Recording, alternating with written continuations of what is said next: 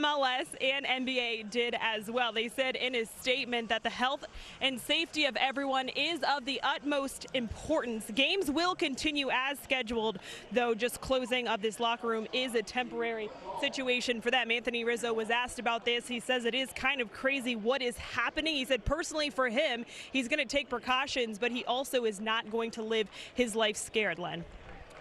Thank you, Taylor. And we are ready for baseball. Cubs 6-12-1 on the spring. The Giants 8-8-2. Overcast and on the cooler side.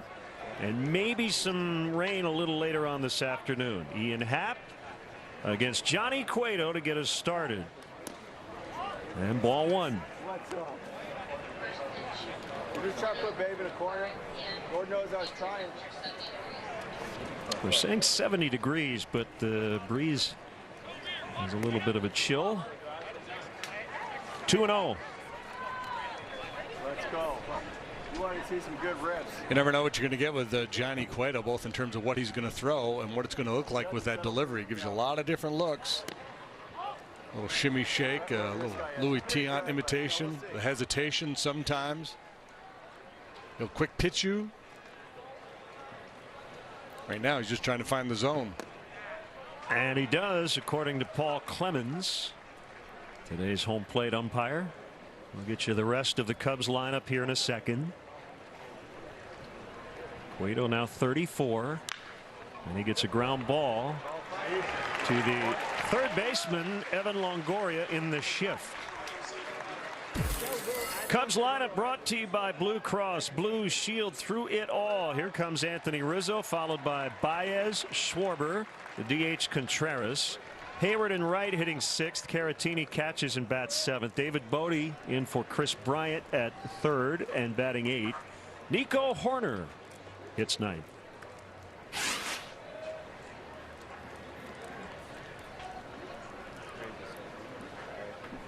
The pitch to Rizzo is fouled away.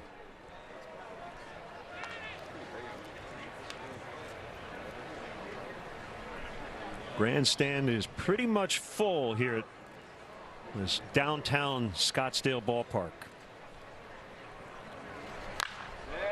Line drive center field, and it is not caught by Yastrzemski on a good effort. It'll be a single for Rizzo. That thing had some funky spin. Maybe he was knuckling on Yastrzemski, a sinking line drive. Yaz couldn't quite run it down. See the swing of the bat here from Anthony down towards the end of the bat a little bit and part of that funky action. Good effort, and the fact that he was able to knock it down keeps Anthony at first.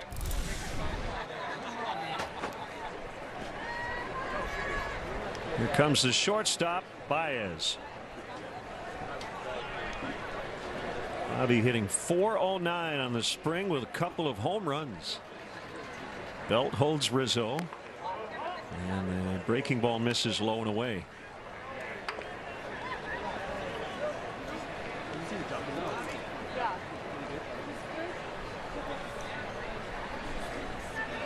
Here's the pitch. Chopper up the middle into left center for a base hit. Crawford was playing him to pull. So back-to-back one-out singles, and it'll bring up Schwarber. Johnny Cueto, the starting pitcher for the Giants today, is brought to you by Budweiser. This Bud's for you. We'll take a little deeper dive here on Johnny Cueto. He's had a very good career, 296 starts, 126 wins. That's 8th most ever for a Dominican-born pitcher. 3.33 career ERA, almost 3 strikeouts for every walk. A couple all-star teams, but the main narrative with him the last couple of years has been the injury bug. This is will be his 5th year in a Giant uniform. He signed a 6-year deal covering 16 through 21 plus a club option. In tight on Schwarber for ball one.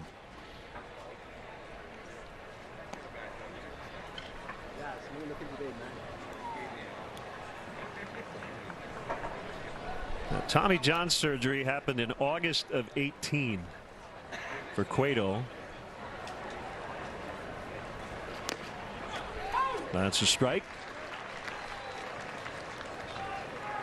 Back in his salad days with the Reds, Cueto was a 93 to 95 guy on the gun, at more like 91 these days.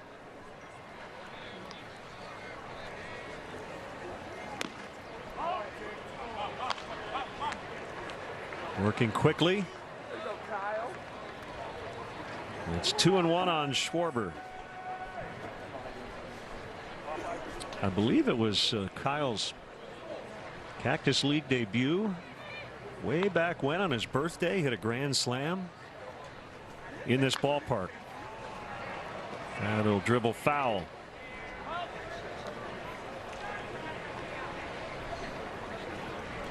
Well, who's behind Johnny Cueto today? Defensively, it's brought to you by Miller Lite. The Giants set up thusly. Davis is in left. You saw Yastrzemski in center. Hunter Pence is back in a Giant uniform. He's in right today. They got a lot of veterans on this club. Look at that infield. Longoria, Crawford, Flores, and Belt, and Buster Posey. They've all been around a good long while. 2-2 on Schwarber. Hit hard on the ground, backhanded Belt. Second one, first two. That'll go 3 to 6 to 1. And the Cubs' threat is over in the first. Giants coming up against Tyler Chatwood.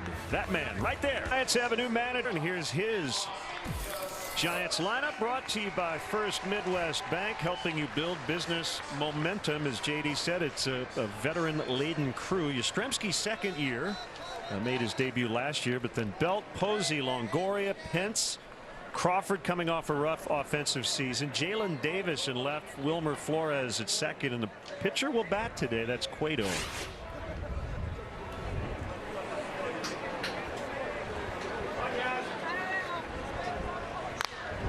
First pitch swing, Yastrzemski bounces out to Chatwood. Good start. So it is a new era for the San Francisco Giants. Bruce Bochy retiring after 13 seasons with the Giants. He'll likely end up in the Hall of Fame as a result. Gabe Kapler comes over after managing the Phillies. He had a previous relationship with Farhan Zaidi, their president of baseball operations. They worked together with the Dodgers. Yeah, we'll see what kind of staying power Kapler has here in San Francisco. It was obviously short-lived in Philadelphia. Things got off to a disastrous start for Gabe with the Phillies. Kind of longevity's been the norm in San Francisco. You go back to Roger Craig, right? It was Roger Craig, Felipe Alou, Dusty Baker, Dusty then Felipe. Dusty Felipe, yeah. then I mean, that's four guys covering a long stretch. Brandon Belt. It goes all the way back to 1985. Roger Craig took over the reins.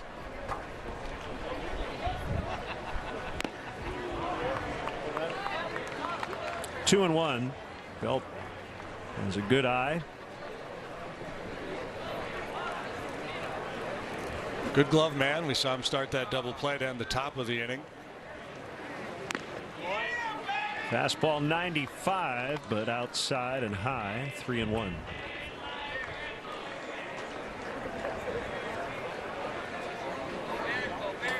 Wind blowing in as we get started. Blow harder. Nope, doesn't need to. Hayward back then in.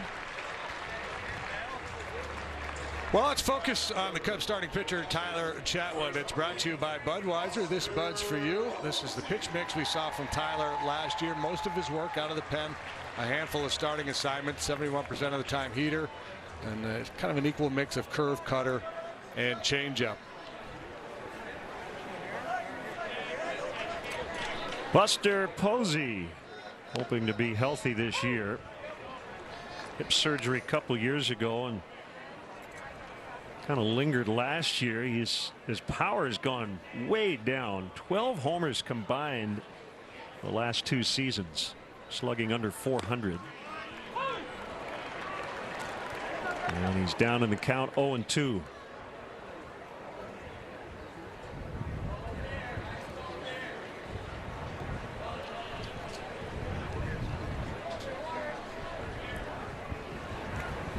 Chatwood home.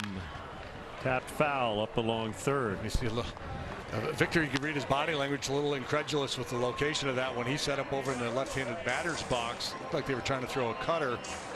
That ball stayed on the plate. Sometimes that can be a weird look, though, for a pitcher when you look in and the catcher's set up at such an extreme location. I'm going to hook him in the dirt here. Missed in his favor. Cubs defensively brought to you by your local Chicago and Northwest Indiana Hyundai dealers. Schwarber, Happ, and Hayward patrol the outfield. Bodie, Baez, Horner, Rizzo around the horn. Caratini is doing the catching.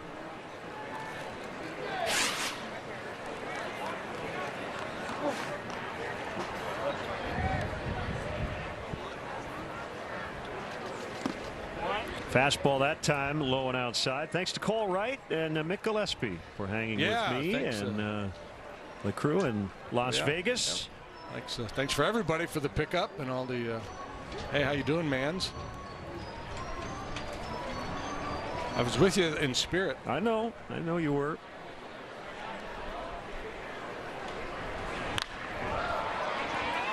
It's all about the long haul, though, JD. Can't peak too early. As healthy as possible. Bodie makes the play. Giants go in order after an inning. 0-0. 4 as we go into the here in Scottsdale, Arizona, and as spring training rolls on, we have more roster updates to inform you on. The Cubs recently announced this morning that they have added 8 players to minor league camp and added right-handed pitcher Michael Rucker to the major league roster as a non-roster invite. So recently, he was selected by Baltimore in the Rule 5 draft, but comes back to the Cubs. So 44 players on the roster right now, 26 pitchers, 4 catchers, 8 infielders, and 6 outfielders on it so far, guys. Yeah, so less than 2 weeks to go, Taylor, and got to get it down to 26. Question for you. Yes. It looks like it's raining. Is it drizzling a little bit? A little bit of a drizzle for sure. Yep, we put some tarps over the cameras. I had to put my hoodie up a little bit. So some people take cover, but we can't really see the rain from where we sit. Slight drizzle. Okay. Wilson Contreras leading off the Cubs second. Yeah, you mentioned Cueto, unpredictable in terms of his delivery and his repertoire, and he's definitely a throwback. Yeah, he's fun really to watch that way. He's practiced in the art of deception, especially since the velocity went down. He's gotten more creative in terms of his pitch mix, less reliant on the heater. There's a little quick pitch action. Base hit in the center. Ground balls finding holes early.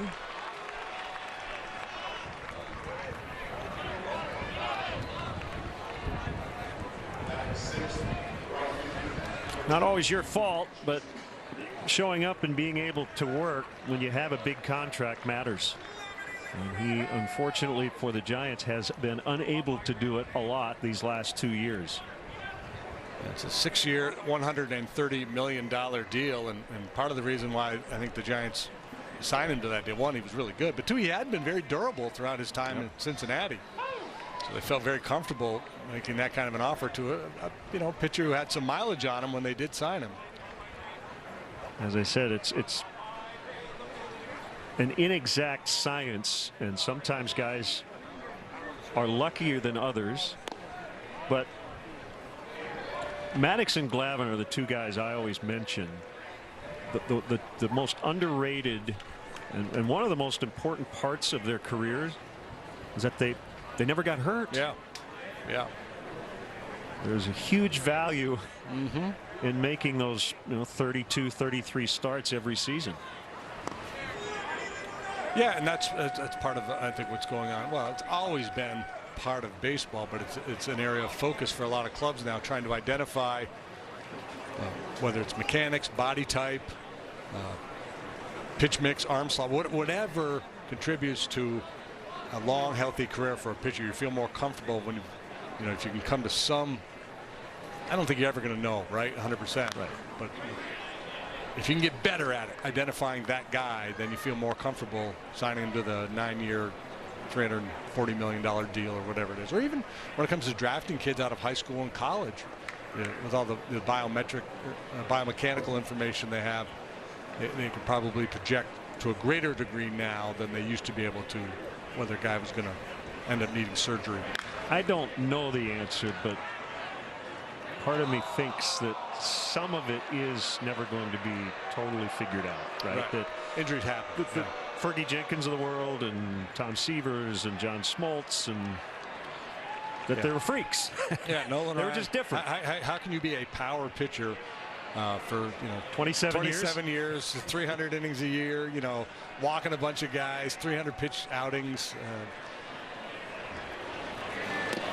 Now, unfortunately, probably can't go back and look at the analysis on a young Nolan Ryan because that data doesn't exist. But it would be fascinating to go back and see if he would have been considered under today's technology any sort of risk.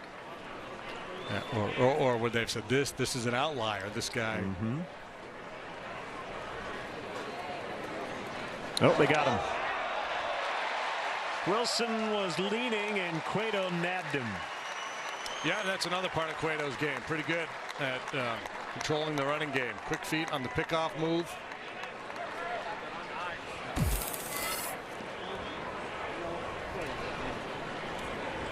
All it took was the lean. Yeah, he and Kyle Hendricks are two of the best in terms of right-handers picking off toward first. Diving stop Crawford, and that'll be a hit for Hayward.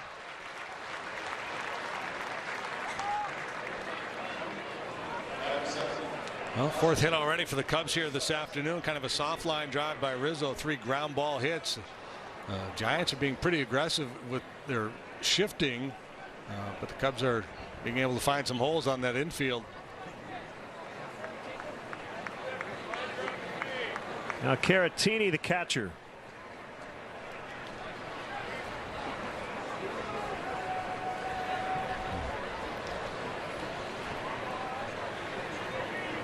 They play him to pull on the infield and toward the opposite way in the outfield. Well, they've got Cueto and Samardzija, but they do not have their longtime ace. Madison Bumgarner left via free agency. He is now an Arizona Diamondback. Yeah, what a legacy he leaves behind here. 119 wins, 289 appearances, and just a beast in the postseason. Base hit to left. Uh-oh. Little slip out there by Davis, but he's able to recover. That is 5 hits for the Cubs, all singles.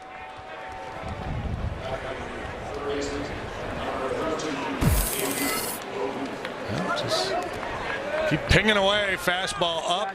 And we see that a lot from Victor. Inside out swing, shoots it the other way.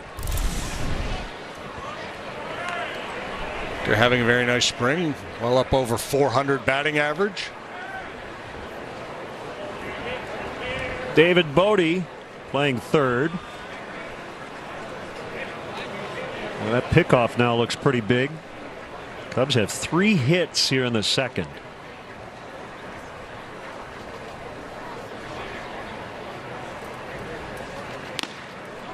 And ball 1 to David. That heater had a little more giddy up on it. It's like, I'm tired of getting hit around here. I'm going to try to strike somebody out.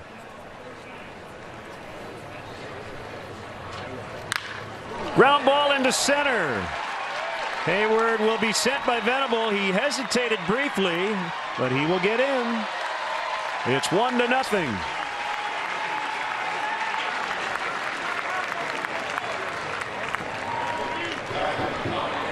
David Bodie wasting no time, joining the hit parade. They have not been really hitting the cover off the ball, but they have been rewarded for contact. It's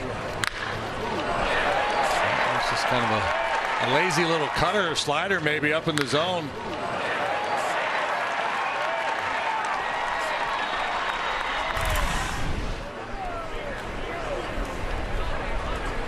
First and second, a run in. Here's Nico Hoerner.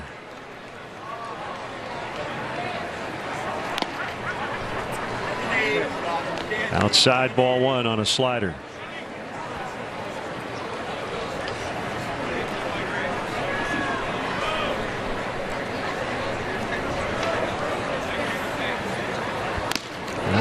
Almost grazed him. It goes like, stop picking on me. I love me some corn, Hey. says welcome back. Yeah. Thank you. I love me some corn.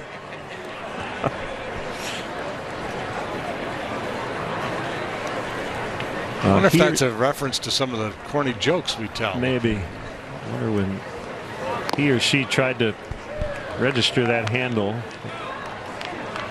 Were they nervous that it wouldn't be available? It's a pretty specific Twitter handle. The pitch. It's at the knees. For strike one. Is an underrated vegetable. Yeah, I would agree. The humble kernel. Base hit to center. Base is loaded. Oh, this is something else, isn't it? Ground ball, base hit, ground ball, base hit. 5 straight hits to open the second. Yeah, this is remarkable. And 7 hits already in the ball game. Remember, there was a double play down the first, a pickoff for the only out here this inning, and Cub hitters taking dead aim here at the center of the diamond lately.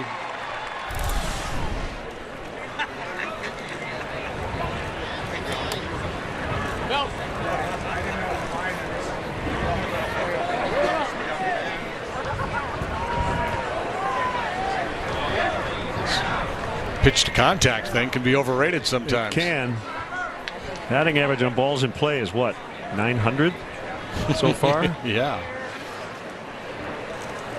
Base is full. Here's Ian Happ. Low for ball one. Yeah, this is where the competitive juices really start to flow. If you're Johnny Cueto, it's like you come on, I want to make sure I get my work in. I'm going to do this. All of a sudden, you've given up 5 hits in a row and a couple of runs. It's like, all right, I'm going to pitch. John Lester referred to that very issue last week. Line drive into center. Everybody moves up a base. 2-0. It's like the entire lineup is playing a game of pepper with Mike Yastrzemski out there in center field. This one hit on the screws, a solid line drive single by Ian Happ. He likes it down, doesn't he? Foot down in time, hands explode, pretty swing. Around and around they go.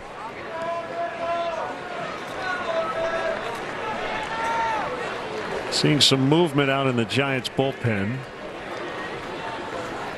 as Rizzo stands in.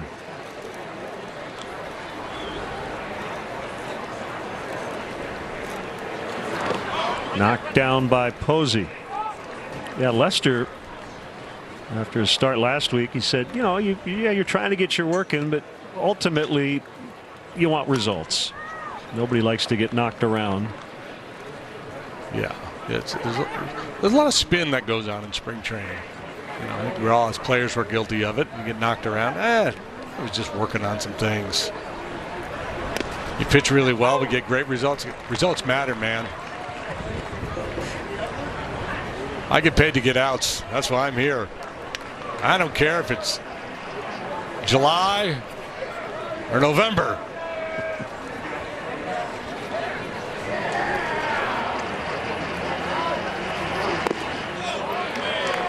That's low. 2-1.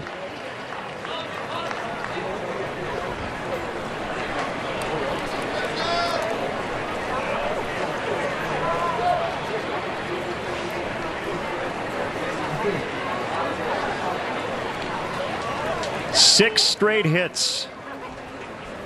2 runs in.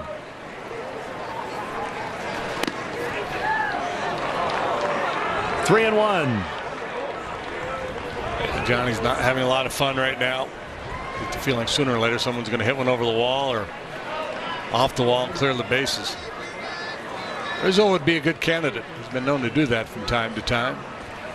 I'm not sure if he's gotten any swings and misses yet. Center field, Yastrzemski drifting. Bodie ready to tag. And he will score. 3-0. Sac fly, Anthony Rizzo.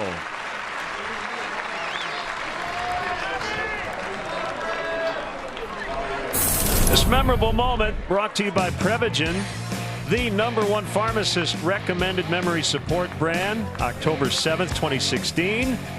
NLDS opener, bottom of the 8th. Scoreless tie, Baez with a 3-2 homer off Cueto, and the Cubs won that game 1-0. And a foul strike.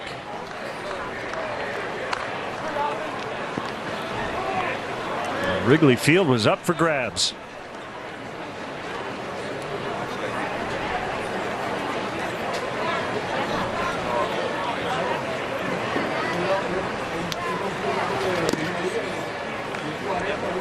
One and one.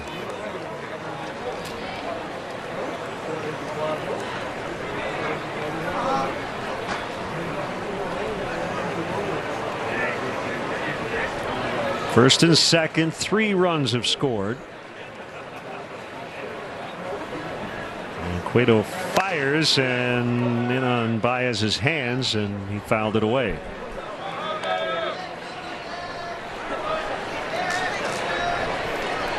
Shattered his bat. Handle shot.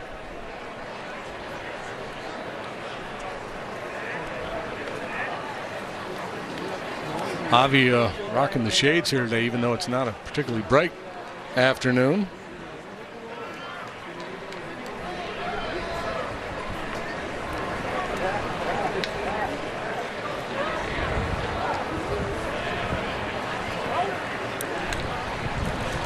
Here's the pitch. Oh. Deep left center against the wind, and it's going to split the gap. 2 runs are going to score. 5-0. Well, there was that result you were talking about. At some point, somebody was going to get a hold of one. Yeah. The narrative, I'm sure, for Johnny for a while here this afternoon was, hey, I made my pitches. I gave up some soft contact. They found some holes, but lately not so much. Cubs starting to square him up. It's a little up and in off-speed floater of some sort, and Javi jumps all over it. Typical day here in the desert. That might fly out of here. It's blowing in today. It's a big yard too. That's really deep out there. So that'll be it for Cueto. 5 runs on 9 hits. He was only able to get 5 out. But the best probably be a president of baseball ops at some point within the next few years. A rising star in the industry. Yeah, Scott hired in November, 2 weeks later, the GM meeting, so right into the fray he went. Patrick Rotolo is going to pitch now for the Giants. You see what he did last year as a minor leaguer. Not a lot of work, but it was impressive. Baez at second base, 2 outs. The batter is Schwarber.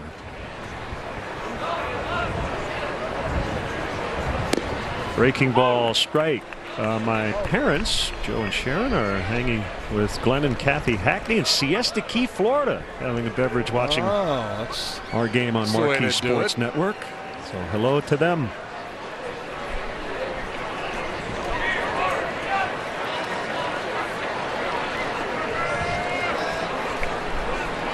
Here's the 0-1.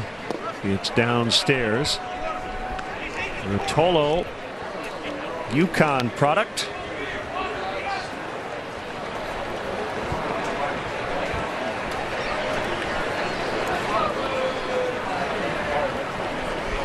The Giants signed him in 2016, a 27th round pick.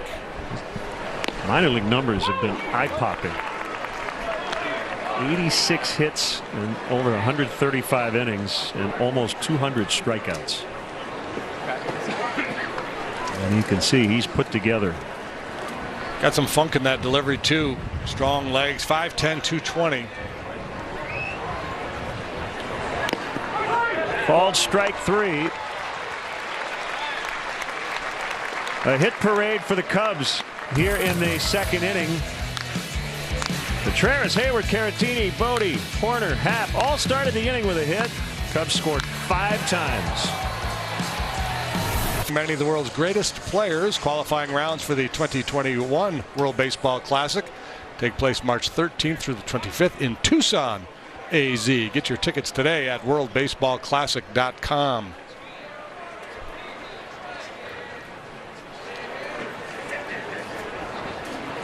Chatwood to Longoria. And strike one.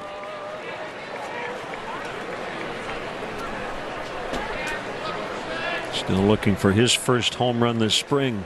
The 0-1 serve, swing and a miss. Oh, sweetheart. Cheating on the gas. Got the Uncle Charlie. He's all shamefaced. Yeah. Missed it by 2 feet. 0-2 on Longoria. Pence on deck, then Crawford. Yeah, why not? Try it again.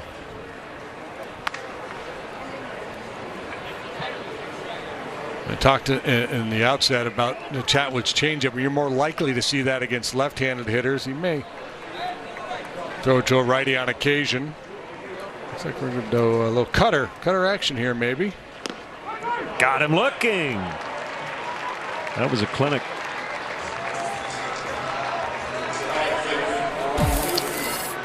Yeah, he knew exactly what he wanted to do. He shook Caratini off to get to that cutter, dropped it right on the outside corner.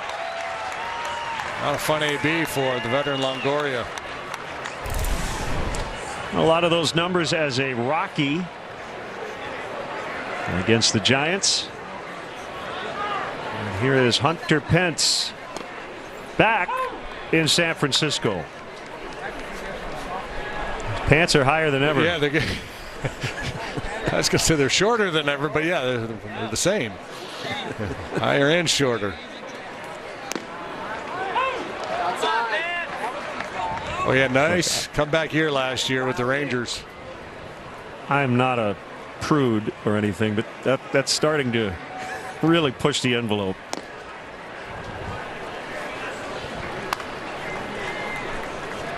Would there be a point where he just comes out in the leggings underneath? Yeah, just he could do one of those. Remember the old Nair commercials for short shorts? Who wears short shorts? He's wearing a belt, and that's it. Yeah.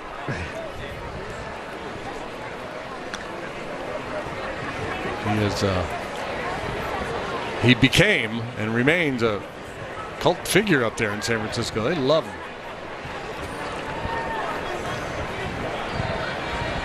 About a half season last year with the Rangers, he posted the highest OPS of his career.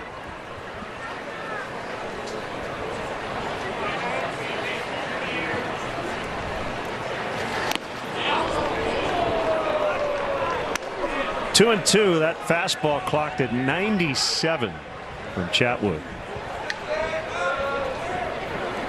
It was funny when he left San Francisco. They gave him a big send-off. It looked like it might be the end of the line for him. He's from the Arlington area, so decided to give it another go with the Rangers in his hometown. Had that nice bounce-back year. Well, I think it's very fair to wonder. You know, a year ago, was he done? But actually played winter ball in the Dominican to continue working on a revamped swing and put up big numbers with the Rangers.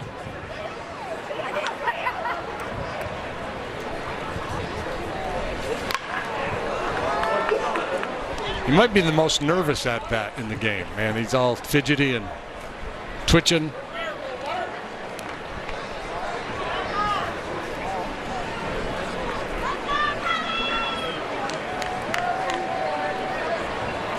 Pence now 36.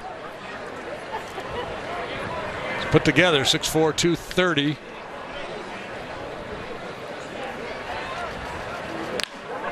Punches that one foul.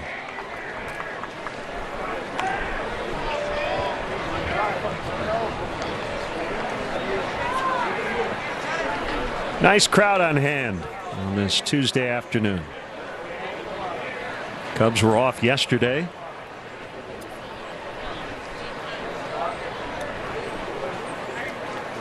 He got him.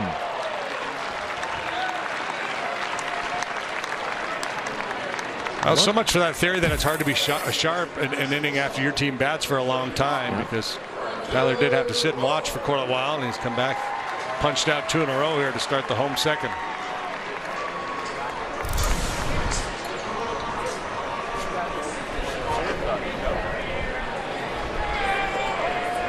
Brandon Crawford, the shortstop.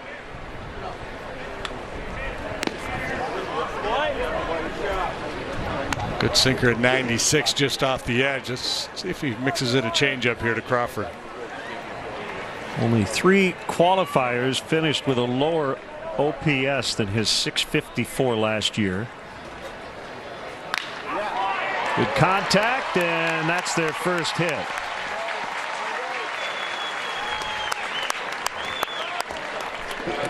It's also vindication for Victor Caratini because he asked for the changeup not once but twice, but Tyler shook off to the fastball, and Crawford delivered the base hit. But so many times it's not the pitch selection but the execution location. If he makes a good pitch with his fastball down, he might be out of the inning.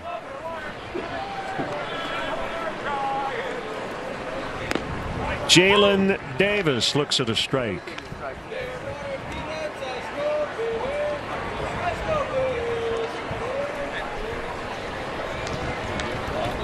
Acquired from Minnesota last year and made his debut with the Giants. Just off the outside corner.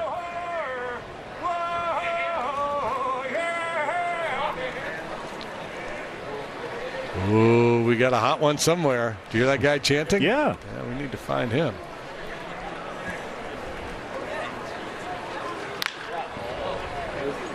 He'll go foul to right.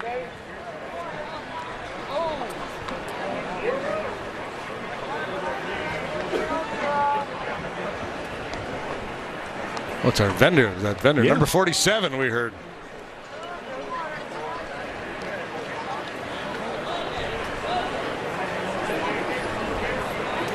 Whatever he's serving looks pretty good.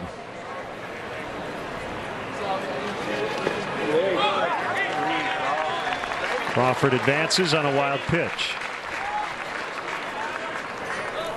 It's always part of the equation when Tyler's out there. He'll spike that fastball from time to time. This time it was the curveball. He's a difficult guy to catch because of the movement and the life on his pitches and the unpredictability. And Caratini was in pretty good position, anticipating that ball down, got down there, just couldn't keep it close enough to prevent Crawford from advancing.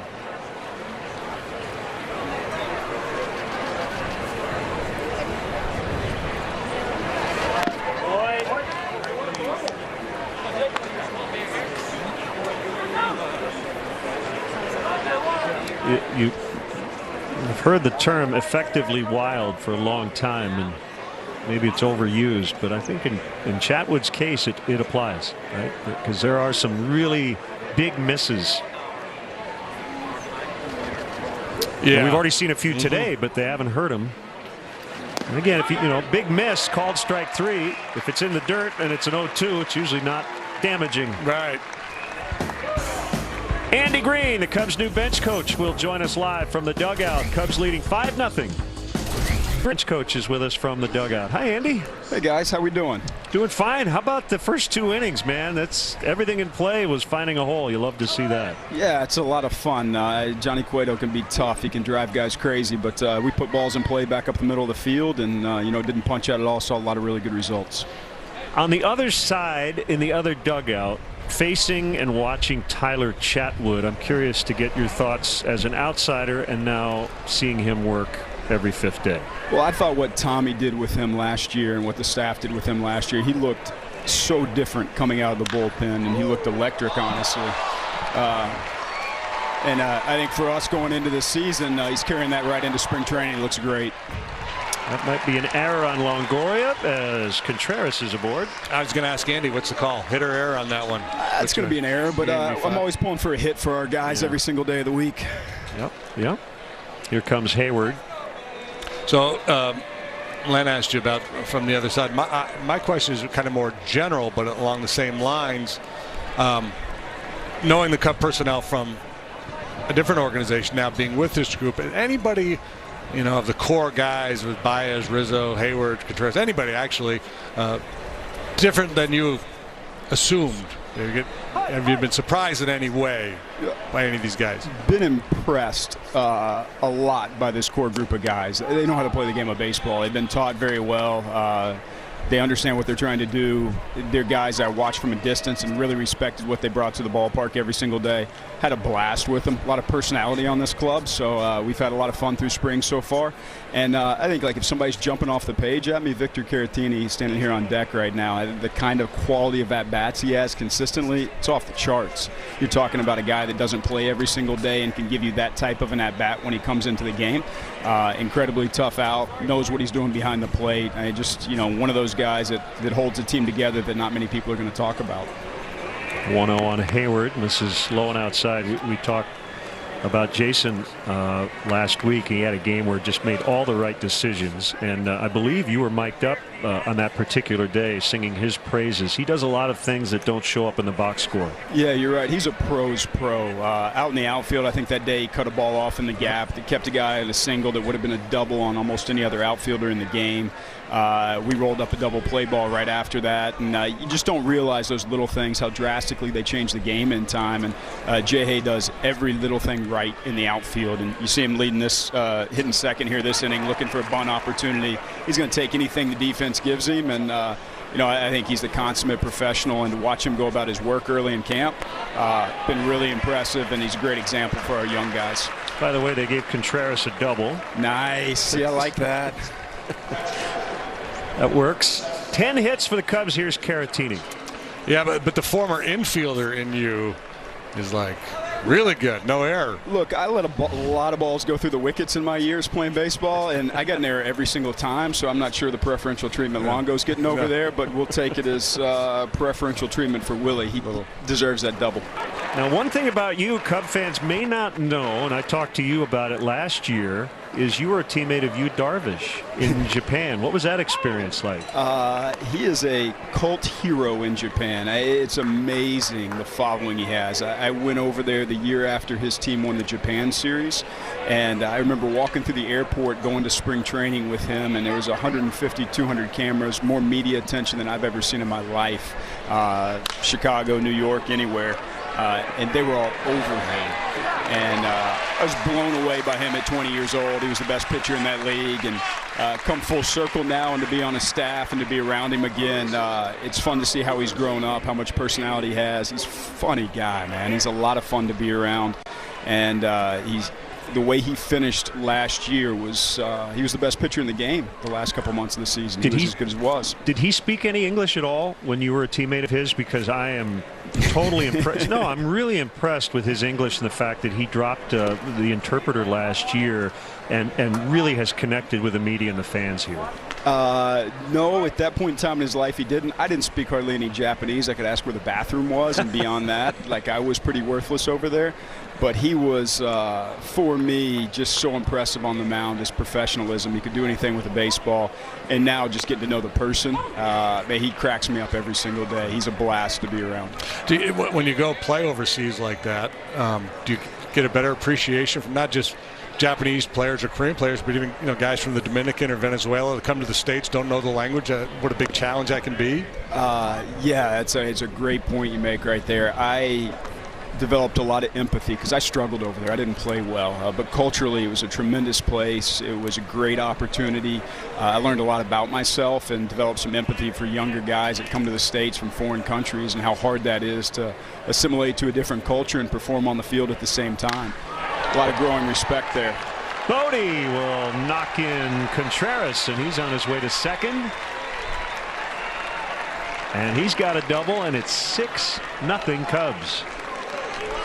You got a lot of guys who play multiple positions in terms of the infield too, which is always nice. We do. David Bodie bounces around for us. Nico Hoerner can bounce around the infield for us, and obviously we got a couple guys kind of cemented into a few spots for us. But these younger guys that have the versatility are going to give Rossi a lot of choices, and it's been a real fun group to work with, and it's going to be a good infield this year. Here is Nico.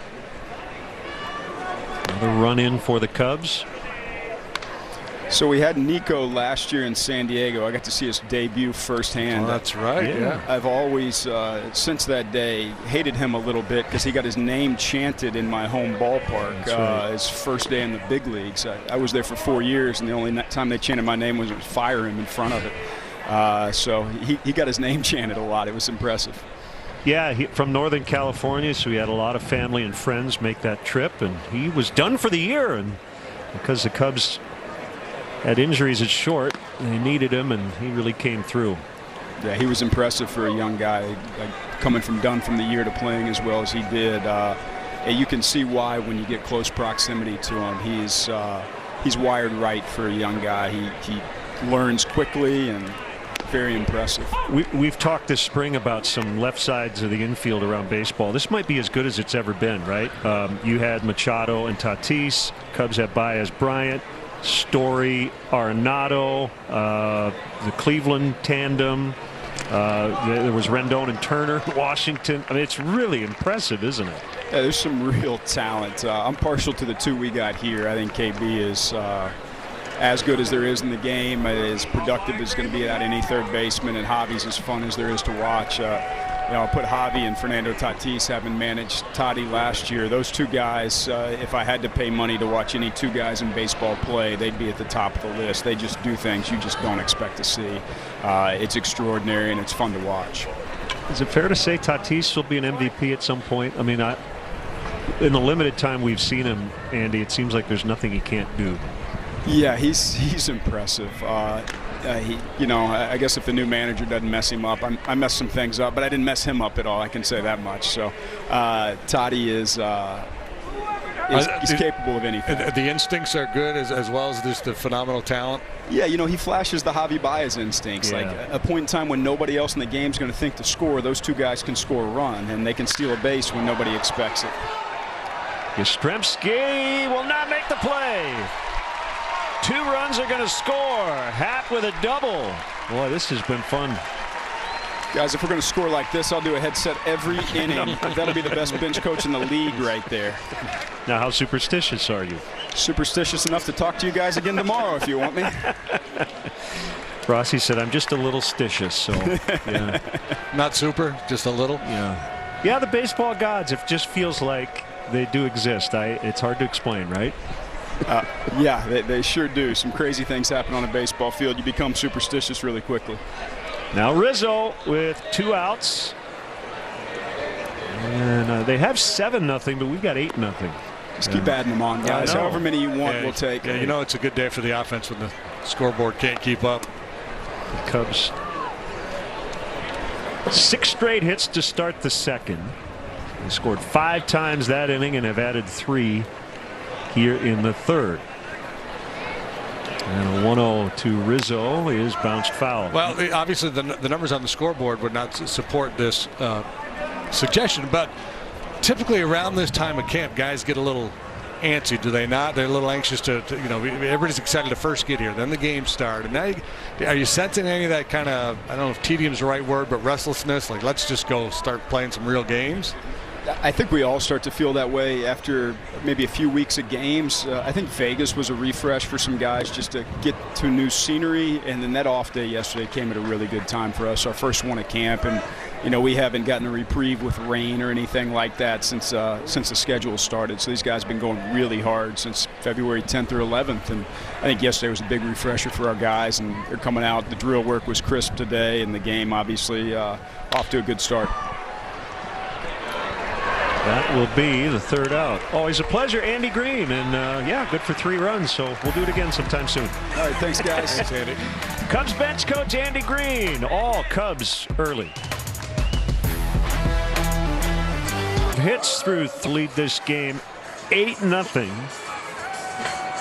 They've already gone through the order twice. Ian Happ and Anthony Rizzo have 3 plate appearances.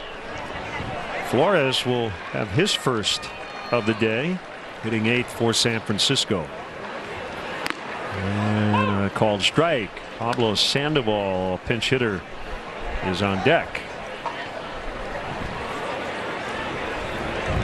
Flores with the Giants on a 2-year free agent contract.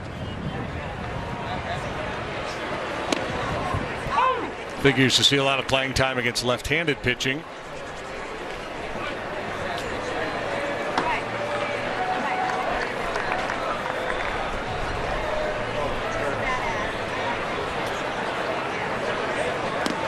Nice. Oh, it's right down the middle. My. Paul Clemens. Oh, my. Yeah. Look at Tyler. Not going to argue or that was center cut. Smile, yeah. Wow.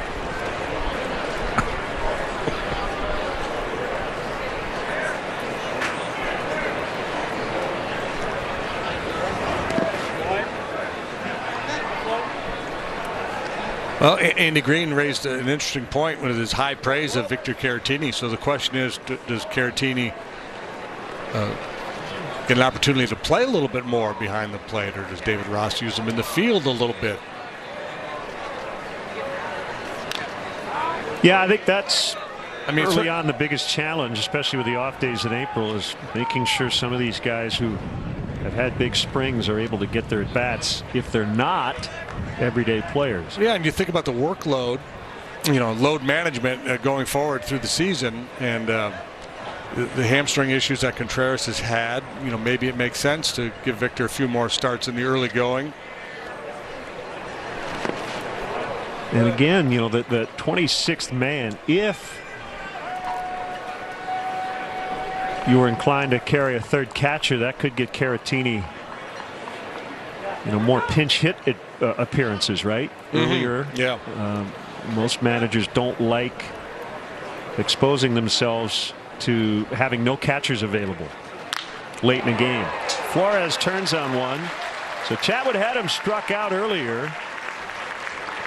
It gives up a leadoff single.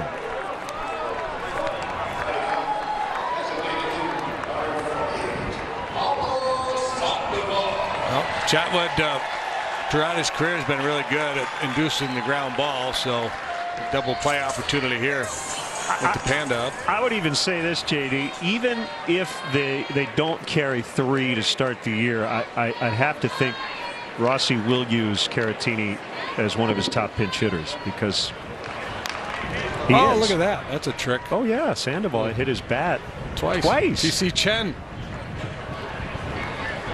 That was funky.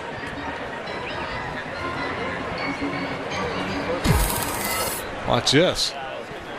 Boom, boom.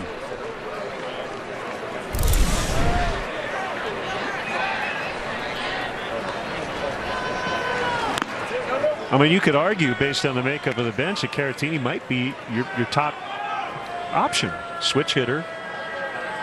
Yeah. So I think either way he's going to use him a lot, and it's just a matter of how comfortable they feel with 2 or 3 guys. Rizzo to Baez, relay airmailed. It does stay in play. No error.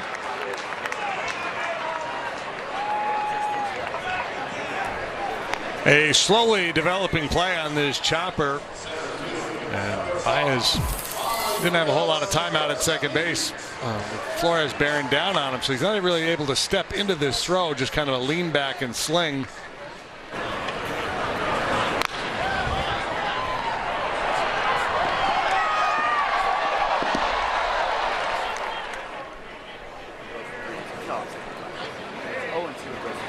Stays in play, no advantage gained for Sandoval. Yastrzemski takes a strike. Well, and the other option, of course, would be to use Victor as a pinch hitter and then put him in the game defensively somewhere. That way you're covered. Right. Yep.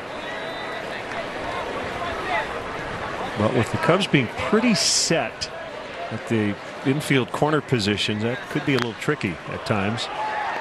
They will get one relay late.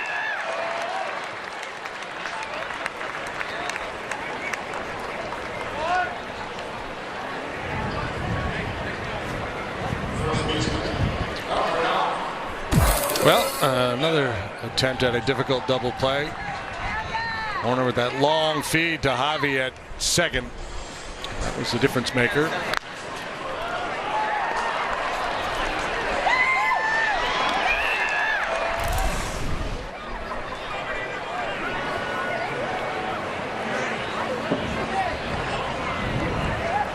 Chatwood works to Brandon Belt.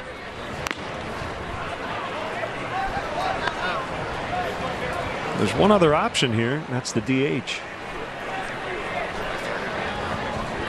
Well, and then I don't think it'll happen this year. When we talk about Bryant's versatility, so that becomes another option. Caratini third. KB goes out and plays the outfield. Soft liner. Happen center. Chatwood 3 scoreless on 2 hits. We'll have a little chat with the home plate umpire about the pitch that he missed. Javier Baez already 2 for 2 with a couple knocked in. We'll lead it off 8-0 after 3. And the Padres tomorrow night under the lights with an 8 p.m. start time. Catch all the action here on Marquee Sports Network. And Mark Grace will join us for the telecast tomorrow night and Thursday afternoon against the Dodgers. Nice to have Gracie back with us. So how about this? A hit for Suarez, and he's still pitching. Spring training. Yeah. Later this week, I believe Thursday, the 3-batter minimum rule will be applied and enforced. Keep an eye on that. Jason Stark has a very good article in The Athletic detailing the issues that a lot of managers have with that rule. Just trying to figure out how to navigate it. It's a good read. Yeah, I'll have to check it out. Belt makes the grab and foul ground.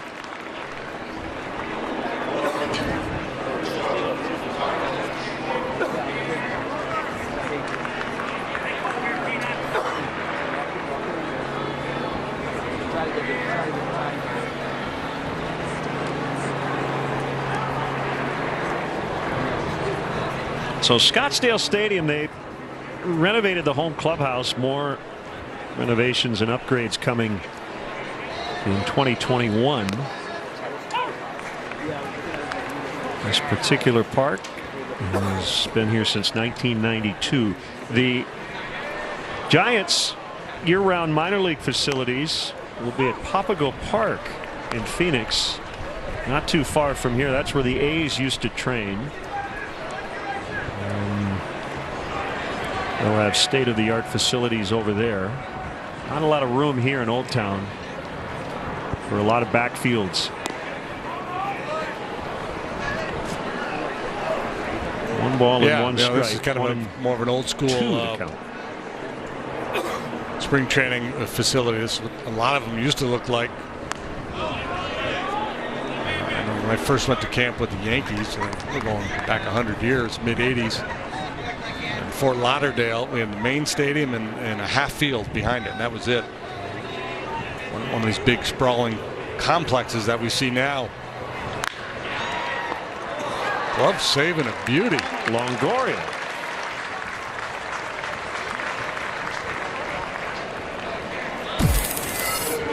Johnny Cueto's thinking, hey, when I gave up ground balls, nobody was home. Boy, there are a lot of butterfly goalies now. He's doing the old stand-up routine.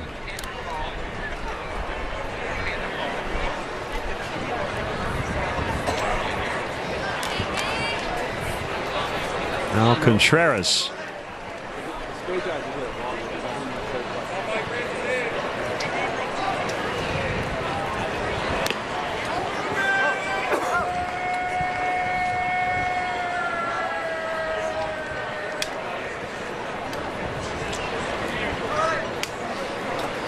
Eight nothing here in the 4th.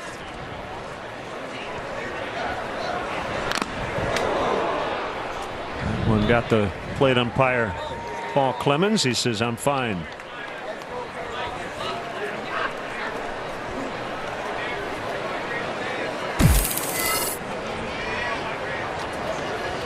David Ross had a chat with Bill Miller between innings in Las Vegas on Sunday. There was a screamer back to the pitcher's mound as that one is crushed to left, and it will go to the back of the bullpen. Number 2 on the spring for Contreras, and it's 9-0. Boy, what a day he's having. Single, double, and home run for Willson Contreras as the onslaught continues.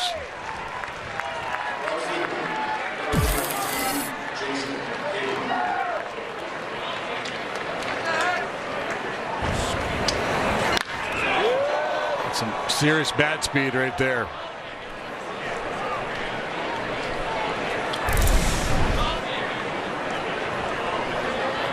First homer of the day for the Cubs. 13th hit. Leading 9-0. Hayward an infield single, a walk and a run. There was a comeback into the pitcher's mound. And I believe Rizzo went over to see if he was okay. And Miller was explaining to Ross, you know, in the regular season we have to count that as a visit. And there are times when, you know, foul ball off the umpire, the catcher will give the umpire a little bit of a breather and walk out toward the mound. Line drive to center. Yastrzemski will make the catch. So just things to keep in mind for the players, that they have to alert the umpires. Hey, we want to check on an injury and make sure it's not a visit. Home run Contreras. 9-0 Cubs in the Cubs on top 9-0 going into the bottom of the fourth, and we have a very, very special guest who I'm sure nobody recognizes. I mean, just kidding. Hall of Famer Andre Dawson, kind enough to join us here. You got down here Saturday. I know you make a yearly trip to spring training. Is there anything about being down here that makes you miss actually playing? No, I don't miss it at all. But the most exciting thing about being here is seeing the kids really put the time in and the work in, getting ready for the season itself. And you know, I just come down for a breath of fresh air, try to stay out of their way more than anything. But just from an ex-player perspective, whatever they're thinking, whatever they might be thinking, anything that they want to sit down and talk about, it's really worth my while. I try, again, like I said, stay out of that way, but make myself available to the coaching staff. Has there been anyone you've had some in-depth conversations with so far? I wouldn't say in-depth, but Kyle Schwarber, of course, Ian Happ, Jason Taylor. Just casual conversation, nothing in particular. Just, you know, rehashing some of the things that I did when I was in spring training, preparation-wise, getting ready for the season itself. Is there one thing that guys ask you a lot about on a regular basis? They asked me what it was like when I was playing, and I kind of get a feel for where they're really trying to go with that question, because the game is still played the same.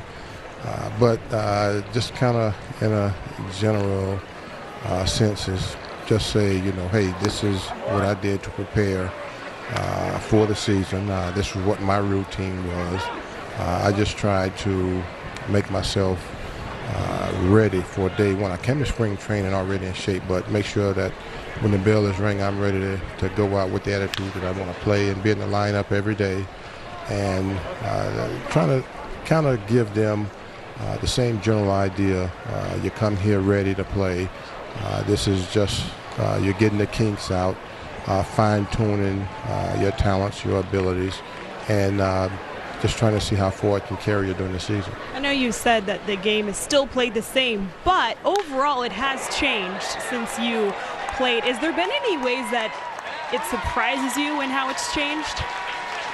Well, I think what I say is played the same way. I mean, you go out and you play the game the same way. Obviously, they're taught things a little bit different today, especially their approach to hitting. But it's just kind of where the game is today. I think now pitching has to adjust to the way the guys are swinging the bat, maybe elevate the ball in the strike zone a little bit more. And it's all going to come full circus. Just, you know, the way the game is being played today from an offensive perspective. But I go out and I always get a feel for that. If you got speed, pitching, and defense, it's going to carry a long way. Pitching is essential. A lot of teams are built for the long haul. That's the season itself. But the game is played a little bit different, as you can see once you get to the playoffs. And I just think that you get a general idea during the course of the season what you have as a ball club, what your makeup is, and that's what gets you to the next level. When you interact with Cub fans, is there one memory that those people tend to ask you about the most? A lot of them remember the bat throwing incident that I try to make sure I say, I think I know what you're talking about, but yeah, okay. They bring that up a lot, and it's just good to know that there are fans that are still out. Well, there are a lot of fans. Everywhere I go, there are Cub fans, and I get a good feeling when I hear a fan say, hey, I named my son Dawson, and I'm like, wow, those are the moments that are most exciting. Puts things into perspective. The Hall of Fame, since you've been inducted, you've seen friends, former teammates, guys you played against also be inducted. What is that like for you? Well, to me, it was a sense of, well, I guess my career had come full circle. You're talking about the elite to ever play the game, and that's not what you really play the game for. You just want to play as long as you can, and at the end be able to get the uniform back as opposed to have it taken away. So I look at that as it's not really why I went out to play the game. I was a kid with a dream, aspirations, and I wanted to make the most of it. And at the end, with longevity and a lot of success, that's how I was rewarded. And I look at that fraternity. It's, like I said, it's the elite to ever play the game. And a lot of prima donnas, don't get me wrong, but I look at them, and you know, to be amongst the best to ever play the game, it's a great feeling. And then you left baseball and got into something that shocked a lot of people, the funeral home business down in Florida. What has that been like for you, stepping into territory that you weren't super familiar with? Well, the one thing I always had to remind myself was, who would have ever thought? And because it fell into my lap, I had to, in a sense, make it work. And it's a big change, trust me. But I realized that it's a necessity in the community, and for me, it's baseball kind of prepared me, in a sense, for that particular type of business, because I always did have a lot of interaction with people in general, but now you're interacting in a different way. They're going through a tough time. They're grieving, they're mourning, and you don't want to say too much. You want to have a good ear and listen and try to be there and help them through that process. So how exactly did baseball help you for those situations? Well, I think with the interactions with people themselves, I was never really a talkative individual. I tried to lead by example, and I think I was respected that way. And I just went about my business on a daily basis and tried to make the best of what my ability was. And when I say baseball kind of prepared me for it, it prepared me in a sense of dealing with people a little bit differently now. The baseball is fun and games. This industry, it's not fun and games. It's a really, really painful and emotional process.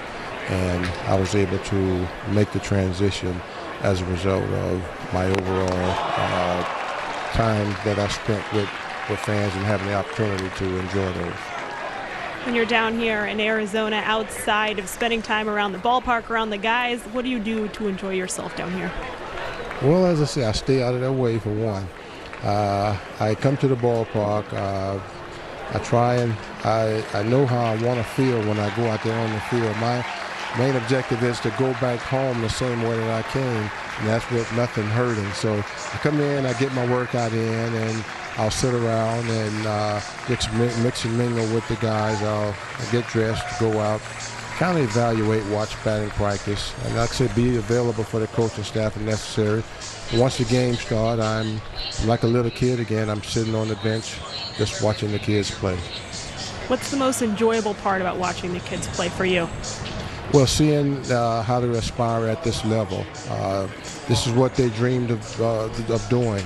This is what they work towards all of their life. And I reminisce a lot, and I put myself in some of these situations, and just to see them be fulfilled with enjoyment and excitement, and playing the game at this level, which is what they always wanted to do. It's enjoyable to watch. Going back to the Hall of Fame, when Lee Smith was inducted, what was that like for you? What was the first conversation you had with him? Well, I was very happy for him, finally, at last. And I told him, I said, listen, big boy, I said, put your seatbelt on, enjoy the ride. I said, you know, you're going to be inundated with appearance requests the first year. I said, just don't get too intimidated by it. Enjoy it for what it is and just make the most of it. Did it surprise you when you got inducted how many people reach out to you to congratulate you on your career? I would say it surprised me, but you know, you never know how you're going to react to that moment and what people are going to say and how they're going to react, and it can be overwhelming. It took me, in a sense, a couple of months before I was able to reach back out to everyone who called me or got in touch to congratulate me, but it was all part of the excitement and enthusiasm. Well, thank you so much for your time. So good to catch up with you. We appreciate you being on with us, and I know everyone around here is super grateful that you're down here. So, guys, we will send it back up to you. Great stuff, Taylor. Always love hearing from Hawk.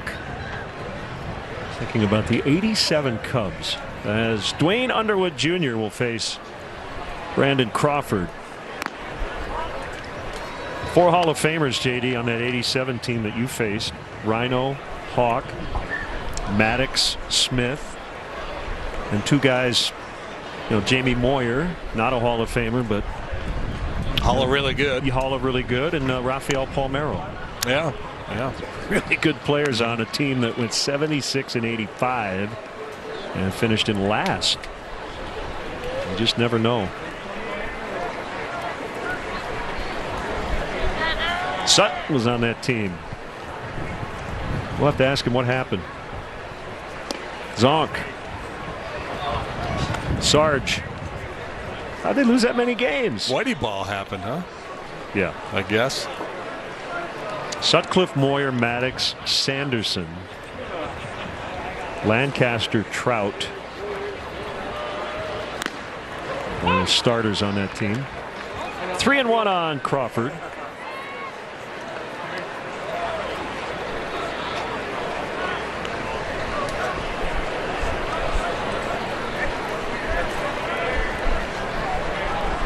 Runner at second, 2 gone. And in the air, pretty well hit, but the wind's going to knock it down. Wow, big time, huh? That thing took a hard left turn. Crawford. It is 9-0 Cubs after 4. A happy day for the Cubs thus far. 9-0, top of the 5th. The wait is almost over. Baseball returns to the friendly confines Monday, March 30th. Cubs take on the Pirates at 3:10. Limited tickets are available for the Cubs 2020 home opener. Secure yours at Cubs.com. Better jump on board quickly.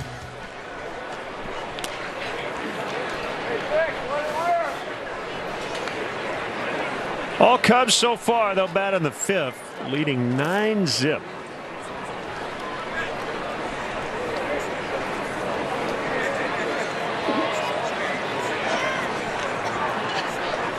Tyler Chatwood was terrific today. We'll have more on him later as Caratini takes the strike from Andrew Suarez. Great work by Taylor McGregor. We always enjoy the dugout interviews and chatting with the coaches and players mic'd up and all kinds of good stuff coming here over the next couple of weeks, getting ready for the regular season opener in Milwaukee.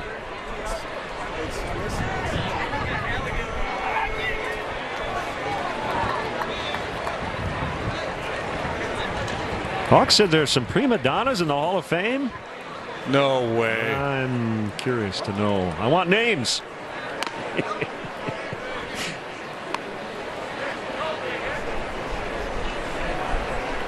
You want the truth? You can't handle the truth. Look out. Moved his feet. 2-2.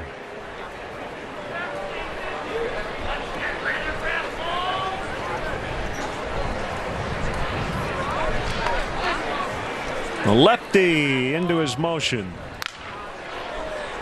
Caratini stays alive, needs a new bat. Well, his base hit came as a left-handed batter back in the second. It was a line drive to left field. Here is a right-handed batter. He tries to shoot one to right. And that's his game. Use all fields. But he's not just a slap hitter. He'll drive the ball. You saw his slugging numbers go way up last year.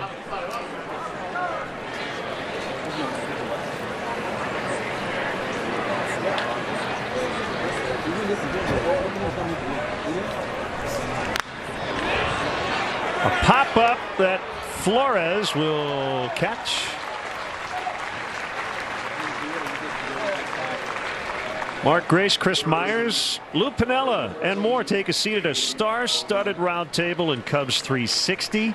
Cubs legends and analysts passionately debate the 2020 Cubs, baseball's headlines, and more. Cubs 360 tonight at 10, only on Marquee Sports Network.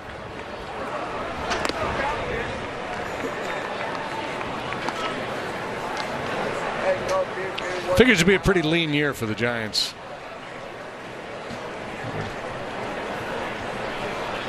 Those folks aren't worried about it too much. Feels like a last place club in the West to me. Thanks, John. We agree. Yeah, the Dodgers division. Padres up and coming. Diamondbacks intriguing.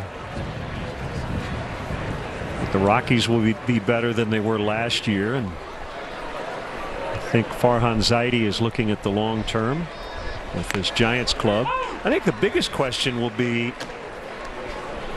what they'll do mid-season with all these veterans. Right. Will they be able to move them, get out from underneath some of these contracts? Swing and a miss, strike three to get Bodie.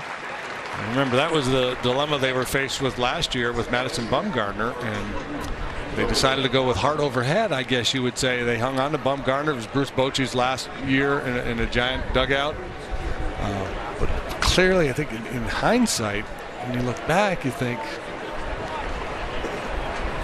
if you had an opportunity to get a couple pretty good prospects for Madison Bumgarner, you shouldn't have done it. You should have done it, excuse me. Yeah, it's so tough in the moment, I think. Yeah. Especially because of the respect the front office had for Boch.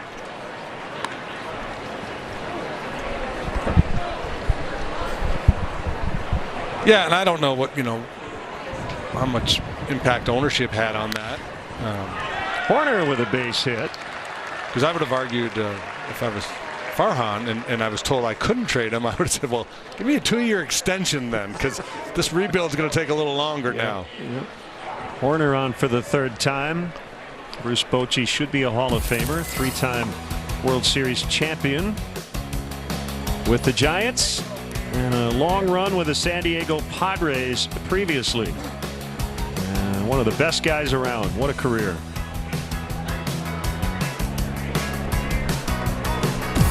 Time for a pitching change in the 5th. Cubs 9, Giants nothing. We'll be back. 2 hits. Wilson Contreras, a triple shy of the cycle. Baez, 2 hits, including a 2-run double. Bottom of the order's done a lot of damage. Bodie and Horner have combined to reach base 5 times out of the 8 and 9 spots. Giants have a new pitcher. It's a right-hander, Sam Coonrod. I saw Sam last year. He made his major league debut during the 2019 season. He pitched 33 times, posting a .358 ERA. All of that work was out of the bullpen.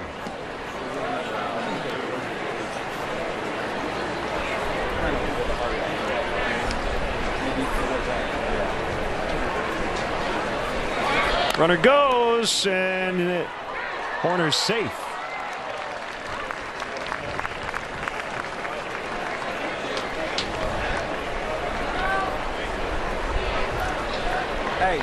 I'm guessing Buster was not anticipating a stolen base attempt there. 9-0 ball game in the 5th inning.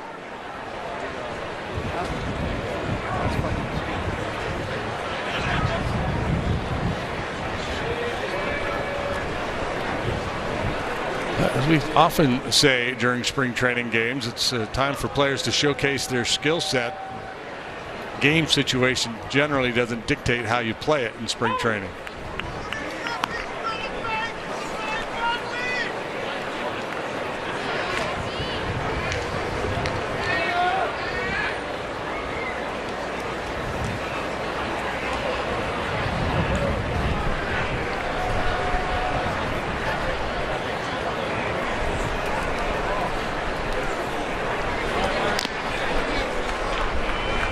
Foul tip.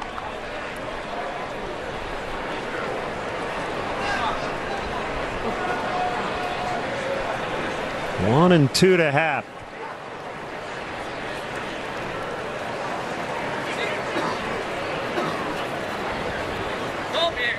A good two-strike approach here for Meehan.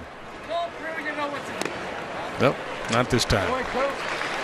So the Cubs do not score in the fifth, but they've got a big lead, 9-zip over the Giants. Cubs on going into the bottom of the fifth, joined now by Cubs pitcher Tyler Chatwood. First of all, Tyler, let's just talk about this spring overall. Where do you feel like you are at mentally and physically right now? I feel really good. I feel good about where my stuff's at, where I'm at mentally, and I'm just excited to get going and actually have it count and get going for real. What were you specifically working on today? Just locating every pitch. Obviously my curveball wasn't there as much as I wanted it today, so I was trying to throw a lot more of those in counts I probably shouldn't have, but I found threw 2 strike ones to Posey, so that worked out. But mainly just locating every pitch. Speaking of 2 strikes, you threw 0-2 to Flores. Didn't get the call. Had some words with the home plate umpire afterward. What did you say? No, I was just laughing. I asked where he had it, and he told me he missed it, but spring training for everybody, but I thought I threw a good pitch, so it cost me 4 pitches and a base hit. But other than that, it was good. Good outing.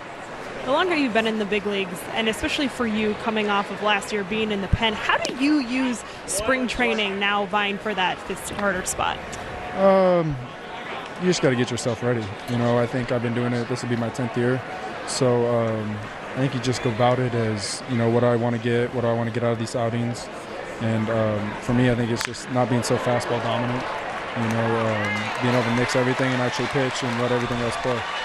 We know everyone is routine oriented. Do you have a routine after you start a game down here in spring training that you allow yourself to enjoy the rest of the day? I'll go in and do all my shoulder stuff right now, some recovery stuff. Probably go wrestle with my son for a little while, and then a couple more recovery things at night. But other than that, no, not really. Just enjoy it. Enjoy it, what you do best, right? Thanks so much for your time, guys. We'll send it back to you. Thanks, Taylor and Tyler, for stopping by. Good stuff. Yeah, I think he made a good pitch. Flores. So it just cost me 4 pitches and a hit, but no big deal. Strike one. Yeah, that's when you have that conversation with the umpire, you're just hoping to get that. Yeah, where do you have that one? Yeah. Right down the middle. I just missed it.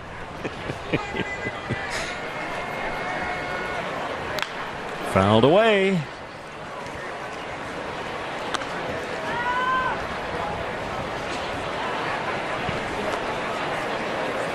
That has changed over the years. The ability for the pitcher to go in and talk to umpires post inning, like on the way back to the dugout, that used to never happen. Some years ago, certainly in my generation, I don't remember seeing it happen. And I think it's a good thing, because I always felt disadvantaged because the hitters had that intimacy. They were always standing there at home plate, with the umpire, and they could kind of go back and forth and discuss things with them. As a pitcher, if you tried it, you'd screamed at it. Well, there's no way to do it without it being obvious. Right. So, yeah, the hitter can put his head down, kick his, tap his spikes, and kind of go back and forth with the umpire a little bit. As a pitcher, you're kind of calling him out from the middle of the diamond, and everybody in the ballpark is witnessing it.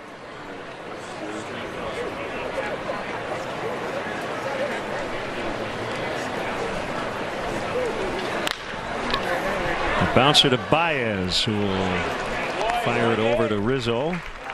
Davis holding at second after his leadoff double. So the work was outstanding from Tyler Chatwood here today. He talked about his lack of curveball command, but the stuff was good. The fastball in play early certainly helped his cause. He did not walk a man, struck out 4. chewed up Longoria. The sequence to Posey was really good. There he gets Pence with a good dive bomber down and in.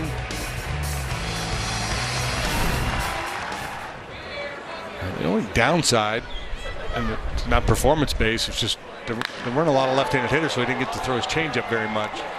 Schwarber back at the wall, and it's off the fence for Sandoval. Davis to third. So Sandoval, I guess, is the DH after pinch hitting for the pitcher.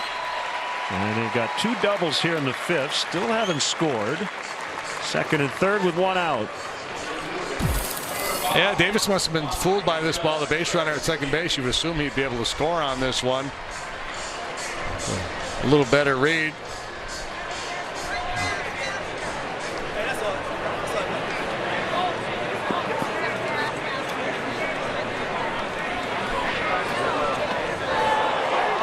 Yastrzemski. Yeah, see, he's retreating and then decides to go. And by that time, Schwarber tracked that one all the way to the wall. Right center, and that's going to score 2.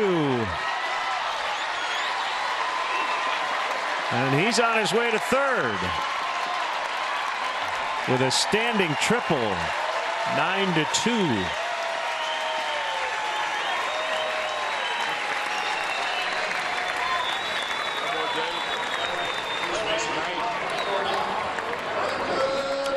All of a sudden, it's raining extra bases here for the Giants. 2 doubles and a triple in an inning. Yastrzemski, who was probably their best offensive player last year.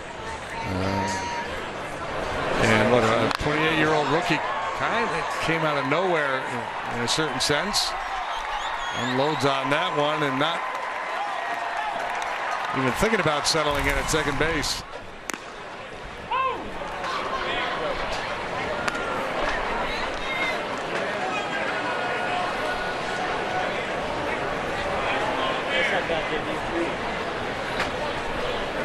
Infield back against Belt.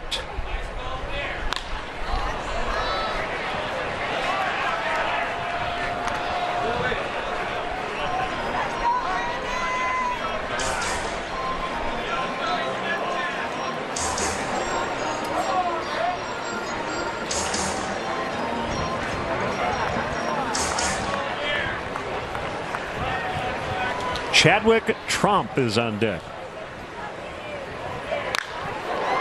High fly to right. Yastrzemski tagging. Hayward's got it. Here's the throw. Well, great throw by Hayward. Really didn't have a chance to get Yastrzemski, but that was fun to watch. And Hayward liked it. Well, that was a beautiful throw. Yeah, and not an easy. This ball's so high and it's very windy here today. So you saw him keep the feet moving. You got to do a lot of dancing to settle in under that one. Throws that missile home and made it closer than you would anticipate. He's so good out there. Chadwick Tromp, T-R-O-M-P, looks at a strike.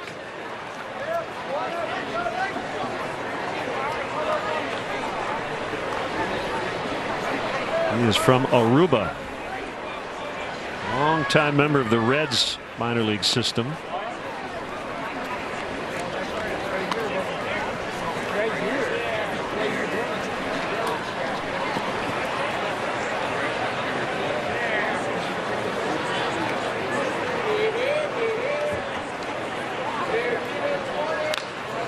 Tap foul back of the plate. 9-3. 5th inning.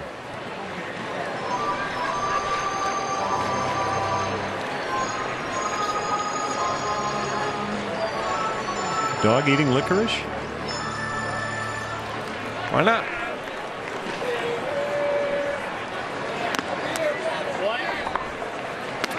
2-2. Just don't feed your dog dark chocolate. Bad idea.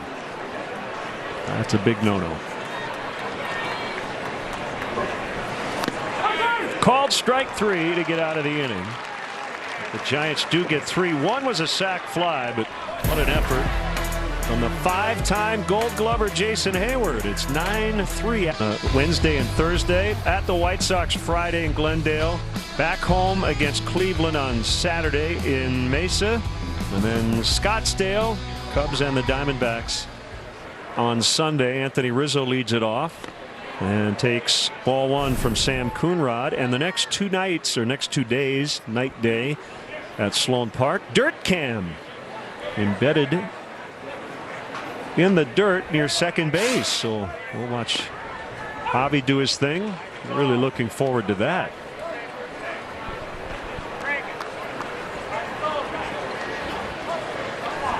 Some news organizations have reporters embedded. We now have cameras embedded. Swing and a miss. Let's send it downstairs to Dirt Cam. Single sac fly and a ground out for Anthony. We might not see the regulars play a full 9-inning game this spring. David Ross told us the other day, not necessarily a fan of that. Said they'll get enough of that once the regular season starts. So probably max out at around 7 innings before all is said and done. Now I'm sure maybe a player or two may ask to play a full game. Full count. Yeah, a lot of managers the final week of spring training like to play it, air quotes, straight. Try to use the bullpen the way they normally would, pinch hit when they normally would, like they're trying to win the game as opposed to just getting work in.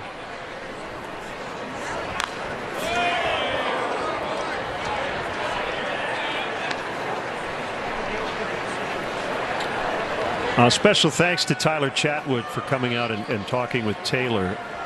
As Taylor mentioned off the top, there has been restricted access to the clubhouse for the media due to the coronavirus.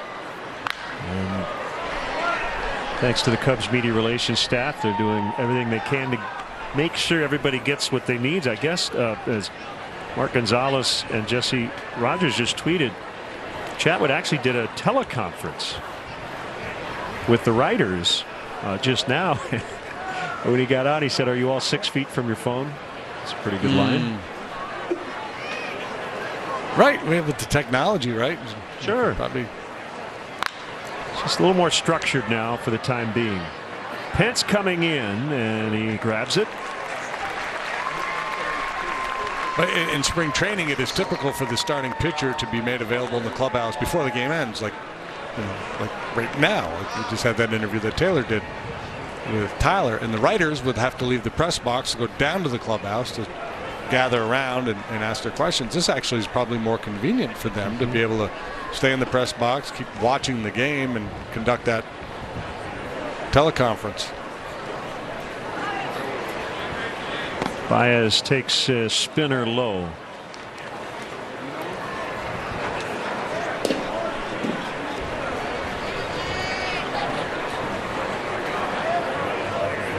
Yeah, it is an evolving situation by the hour, by the day, and everyone will just make adjustments as needed.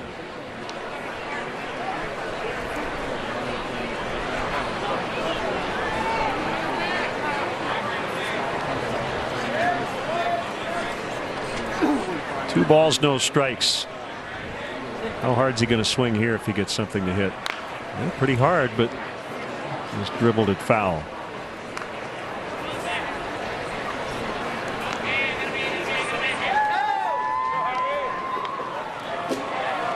I was contemplating this Cubs lineup this morning.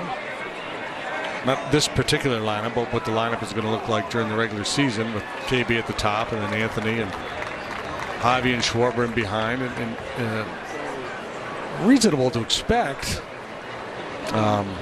or you'd feel comfortable projecting about 140 home runs from that group, right? You got 4 guys there, certainly with 35 home run potential each. Yep. That's a lot of thunder.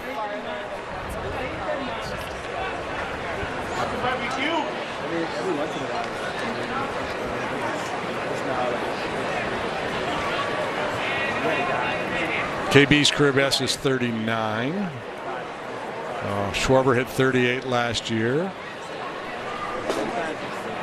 Pencil in Rizzo for 30. 32, yeah, that's kind of his norm. So you can certainly see Anthony getting to 35. 140 might be under. I might take the over on that.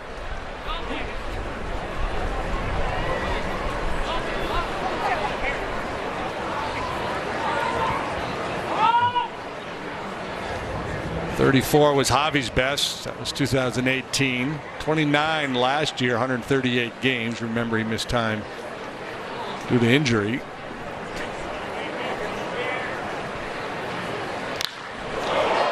Deep left for a home run. Over the bullpen. That's how hard he's going to swing. 10-3. His third homer of the spring. And his third hit of the day.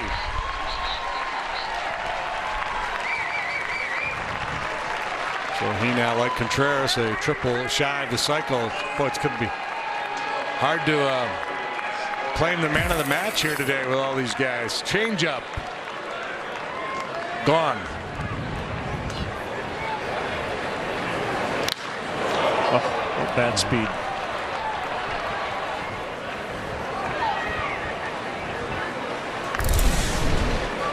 Schwarber trying to get on the score sheet. He's 0 for 3. I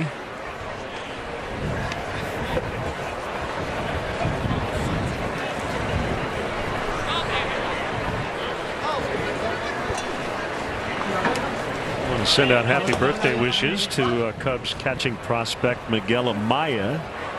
No longer in big league camp, but a very bright future. Happy 21st to Miguel.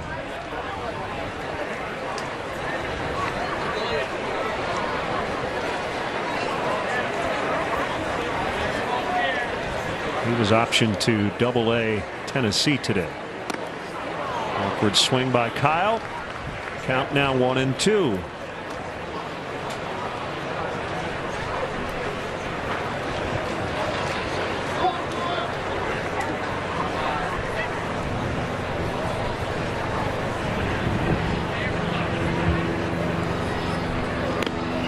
He got him swinging for out number 2.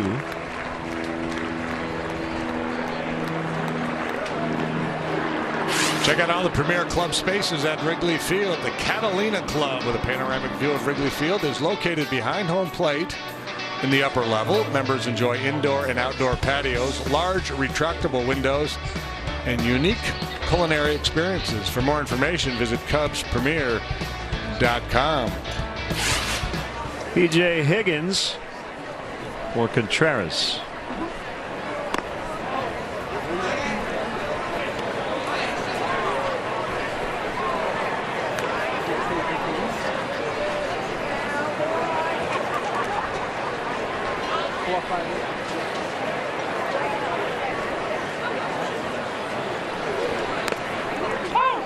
Caught the outside corner.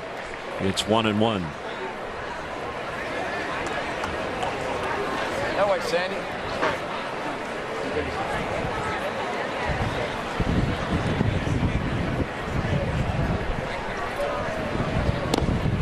Good breaker from Coonrod.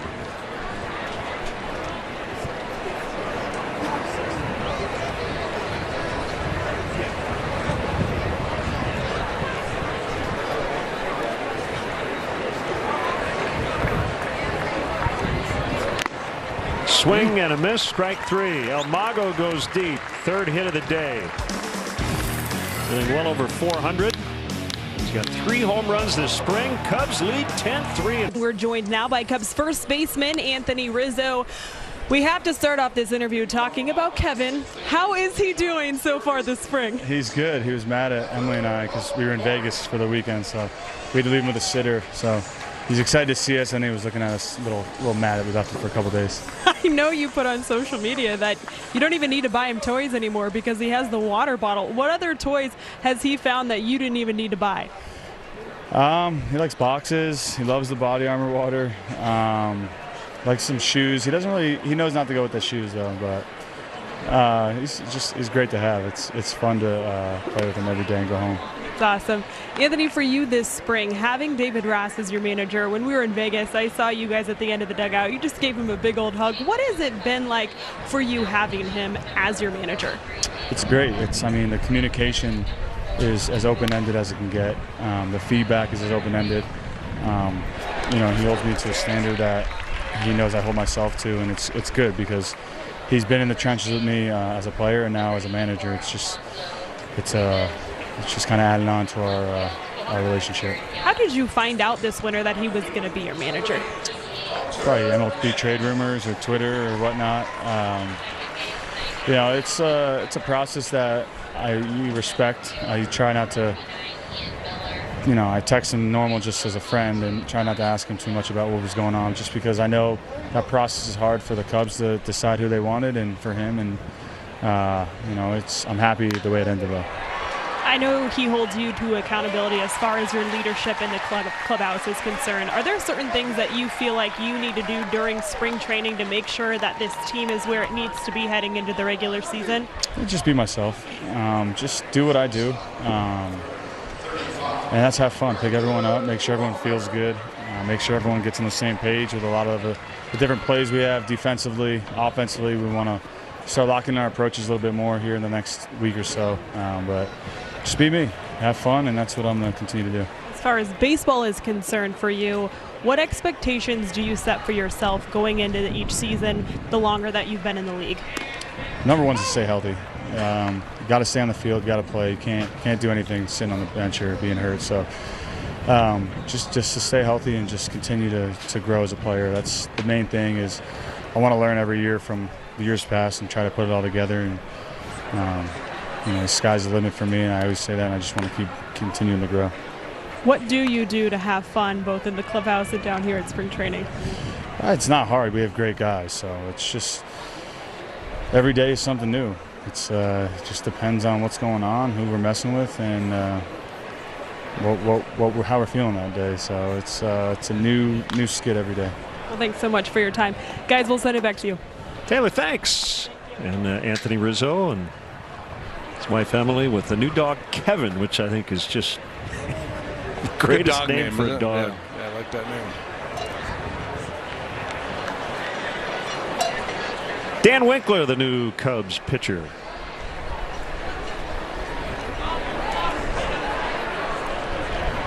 Hence at first. And the pitcher will fire over. Lots of changes. That's Alfonso Rivas. First base. Andy Weber at second. Luis Vasquez, pretty intriguing young shortstop. We got a good look at him in Vegas. Perez at third. And then outfield, Young, Miller, Deweese, left, center, right. Fegley catching, Winkler pitching. Swing and a miss, strike three to get Crawford.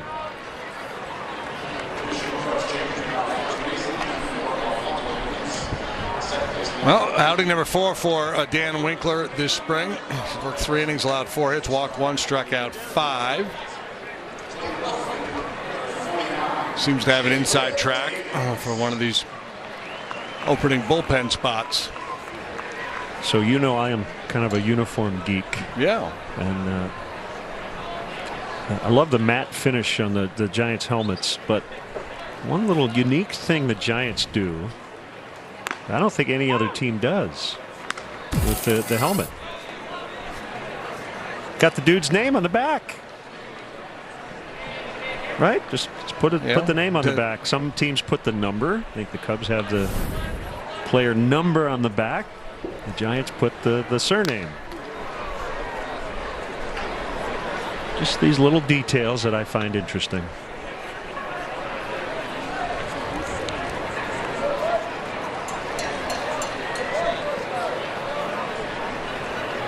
And it was noted last week during the ESPN broadcast that Chris Bryant is wearing the regular season cap. I guess the other one doesn't fit well.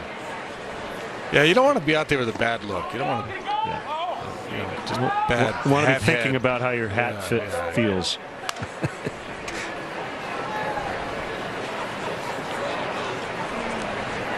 Although I will say I like the look of this cap. Mm-hmm. I like that logo.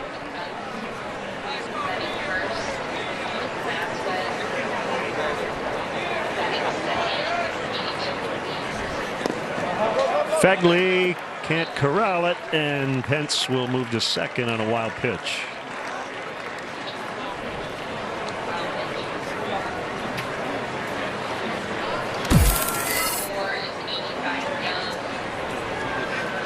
Looks like trying to throw a cutter and just overcooked it. Really, nearly impossible for Fegley to keep that one in front of him.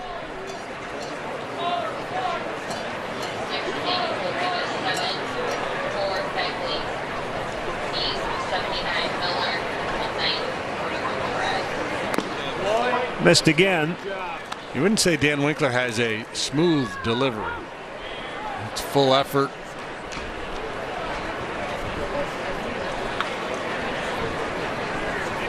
I would say it's a not really smooth. Probably a tough pickup for the hitter. Davis draws the walk. That, I believe, is the first walk issued by Cubs pitching.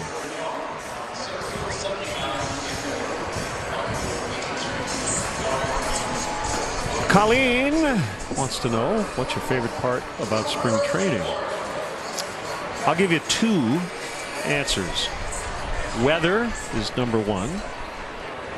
Went for a run yesterday, and I kind of envisioned it being June in Chicago. Made me feel really good.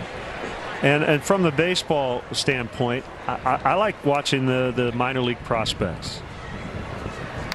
No disrespect to the veteran guys, but we get to see Rizzo and Bryant bat about 650 times during the regular season. Yeah. I mentioned the shortstop Vasquez made a couple of really nifty plays in Vegas over the weekend. So just see a kid like him, and Miguel Amaya, the catcher.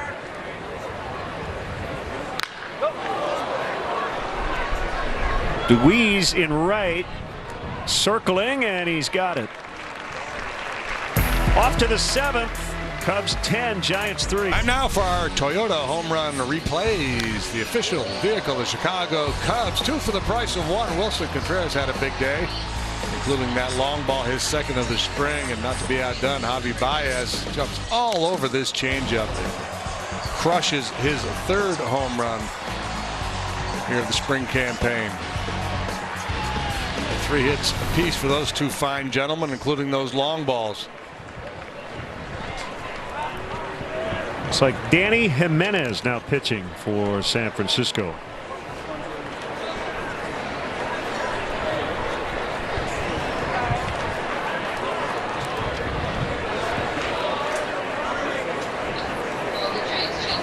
.6'3", 190. Facing Alfonso Rivas.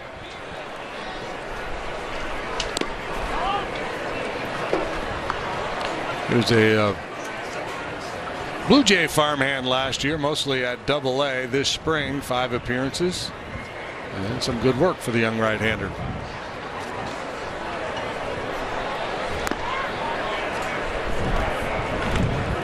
Two and nothing.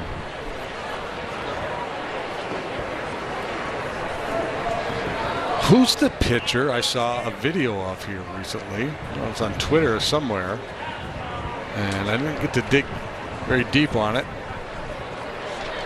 I don't know if you've seen this, but this dude, we got to find it, because he digs at the dirt like a bull with his foot, and he's got all these gyrations. It's crazy. Well, I don't know. I hate to float it out there when I have no more information than that, but somebody put it on Twitter like, you got to get a load of this guy, and it was just wonderful to behold. That's a leadoff walk. Wind is really kicked up, blowing straight in. Here's Fegley.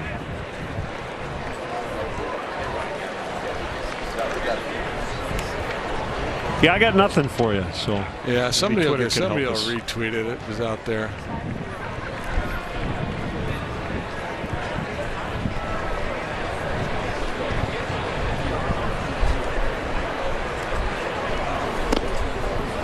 Inside for a ball. It's fun when you use the Google machine to try to find some of this stuff, the things you'll put in. So far I've gone with Pitcher Antics Twitter, haven't struck gold yet.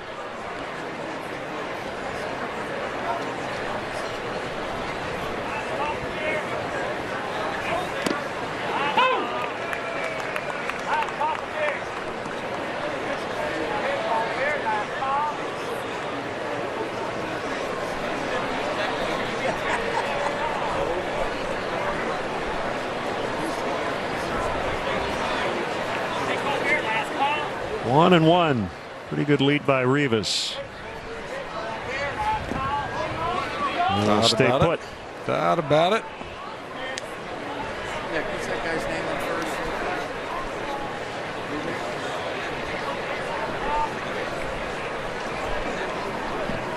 first? Generally on a ball like that, if you think about it, it's too late. And I'm not saying he should have gone, but you don't really take much time to read it. You react. Ooh, clubbed into left for a base hit. If you heard the name, would it be familiar to you? I don't know. You are really helpful here. No, yeah, I got to do a little digging for you.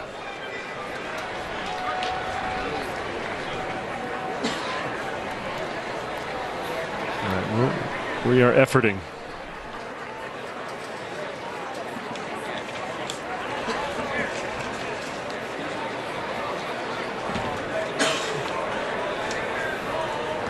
Maybe I imagined it. No, I don't think you did. Not with the flu, you know, might have been a little delirious. Bunted by Miller. It's a good one. And he's out. Zach Green made the play from third. That'll be a sacrifice.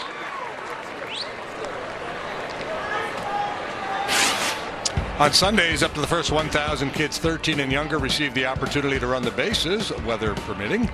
Plus, select Sundays throughout the season feature kid-specific promo items. For more information and to purchase tickets, visit Cubs.com/kids.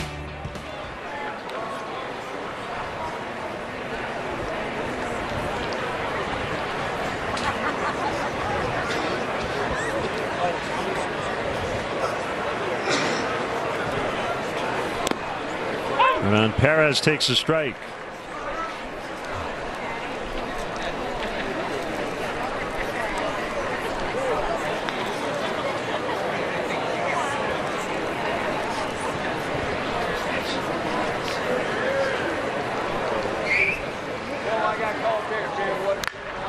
Fly ball to right. Caught by Drew Robinson. Both guys tag, and the throw went to third. It'll be a sac fly for Hernan Perez, and the Cubs now lead 11-3.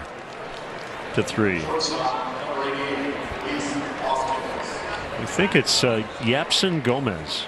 Okay. Who's a Giants minor leaguer. All right.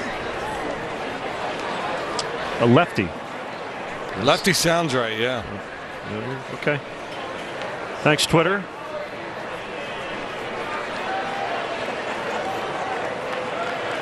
Jordan and Gavin and Connor were all over it. There you go, guys. Folks. Here's Vasquez.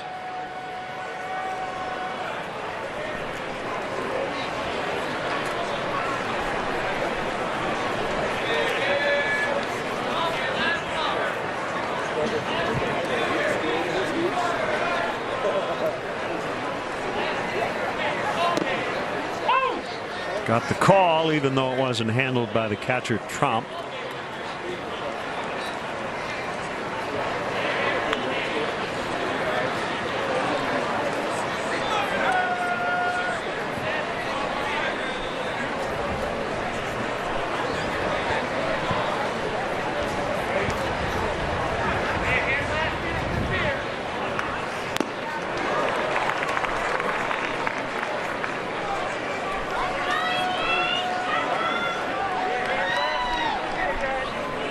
(11-3) Cubs lead.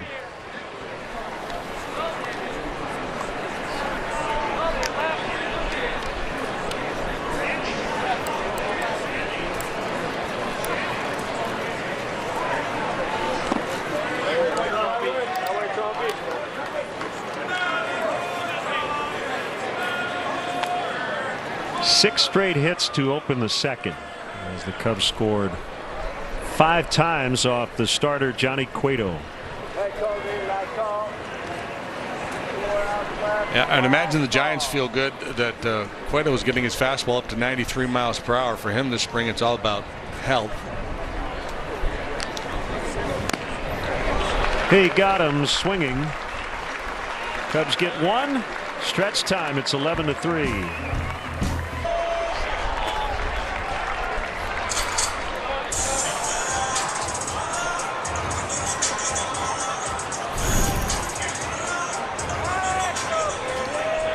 Hard throwing right-hander Rowan Wick here in the 7th.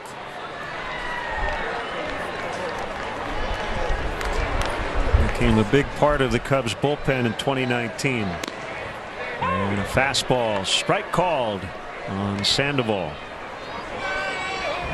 Yeah, he is obviously, when you look at those numbers, have not had a good spring training. But you know, talk about sample size, of course, of the regular season.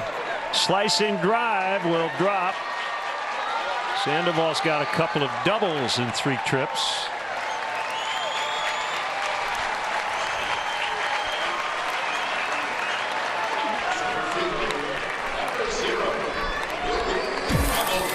Another extra base hit for the Giants.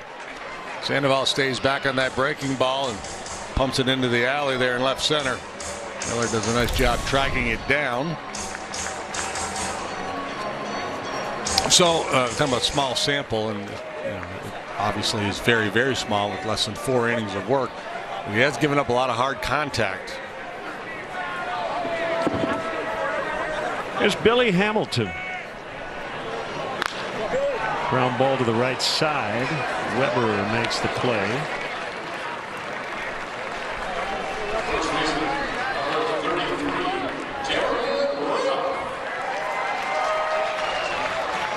Brings up Darren Ruff. Last time he played in the majors was 2016. And is back after a successful 3-year run in Korea. And a bunch of home runs. Hit for a high average.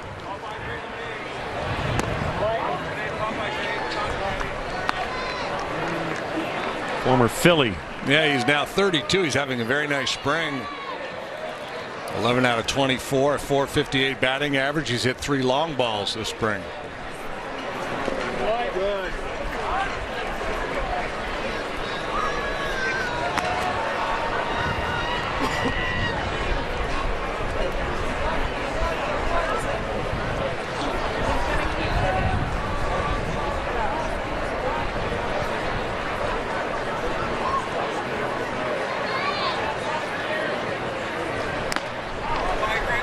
Heater outside, 3-0.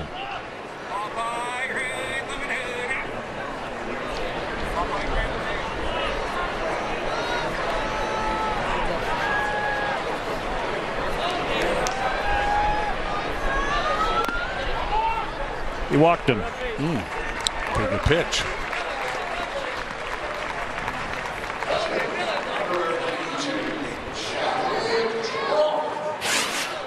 On a piece of Cubs history, as part of the Cubs' efforts to restore and modernize Wrigley Field, several sections of seats have been removed. These seats are now available to purchase in sets of 2. Visit Cubs.com/seat sale for more information.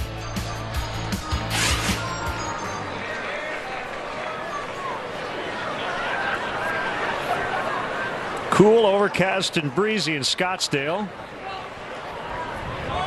Cubs lead 11-3. Chadwick Trop with a big swing, and he fouled it off.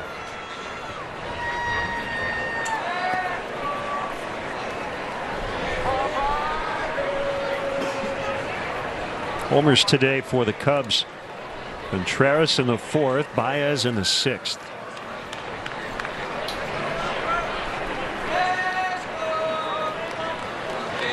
And Wick delivers, and Trop was late.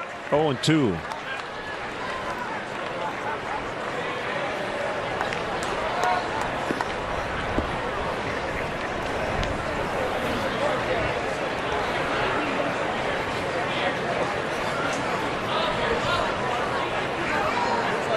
Fegley down to a knee. And a high fly to shallow center. Miller is in.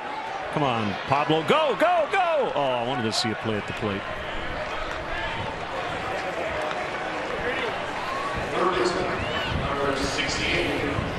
Couldn't get my wish. That's the 1-out sac fly send. Send him.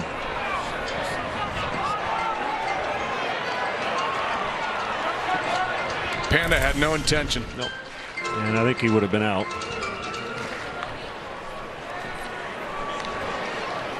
Zach Green.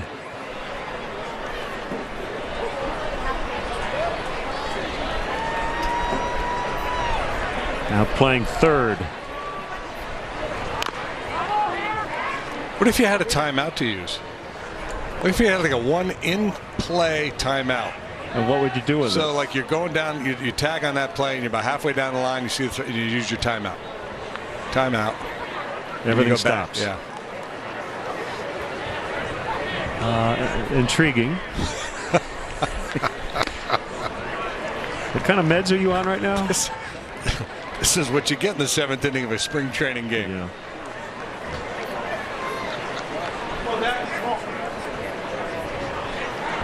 Tamiflu kicking in.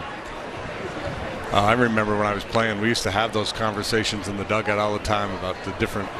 What if we did this? And we just basically. I remember just chatting with Alan Ashby one time, and he had some idea of it, where, the batter runner had a blocker going down the line with them. We were taking people out. It was fun. Like kickball, you could just fire a ball at a guy, and if you hit him, he's out. Tackling guys. It's that patented curveball from Wick. 2 balls, 2 strikes.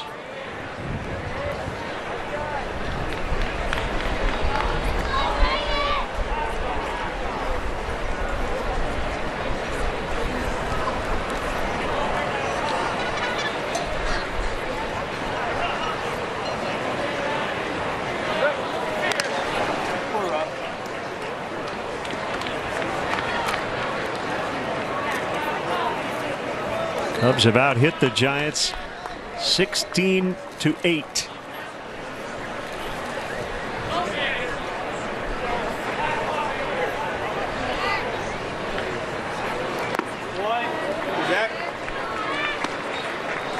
See Fegley with the positive feedback to Wick after that pitch. They didn't get the chase, but he executed the pitch that Josh asked for.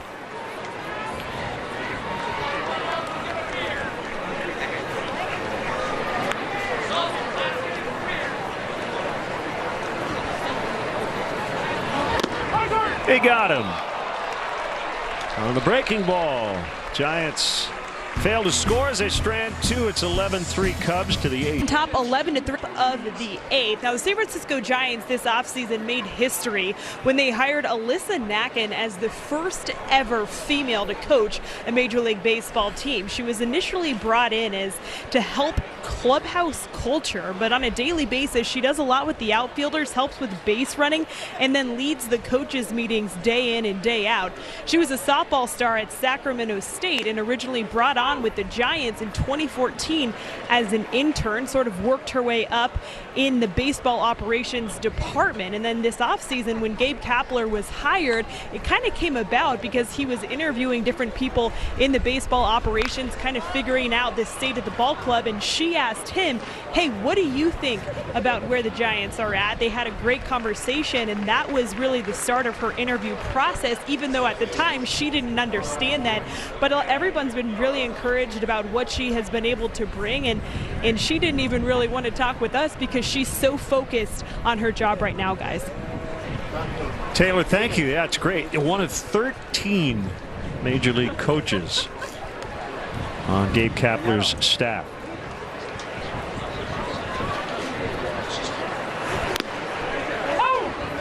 So Taylor, the next time we chat with you, it'll be for real, right? It will be. Not that no, this is not a dream. It's all happened, but the regular season on the 26th. So good luck with your move and everything, and thanks for the fantastic work here this spring. Thank you, guys. Great stuff. Well, thank you. It has been so much fun learning how everything operates around here, and you guys have been phenomenal, but I cannot wait for the regular season. I think it's going to be really cool what we as a network do and what we can bring to Cubs fans near and far. Yep, we're all a little antsy to get going, so safe travels for sure. Thank you. I'd say stay warm too. Wherever you go probably won't be quite as nice as it's been here. Well, I thought about this, but I kind of need to get reacclimated to the cold, because we all know Wrigley Field in April, which I have experienced as a visitor, isn't necessarily the warmest place on earth. It's always colder than you think. Yep, bring an extra jacket. I'll be prepared. Jared Young with 2 outs. Here in the 8th inning, Cubs lead 11-3.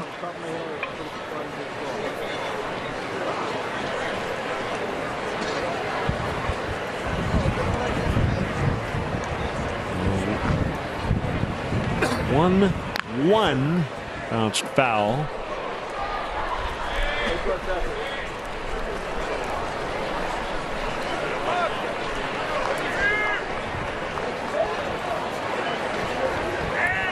Starters long gone at this point,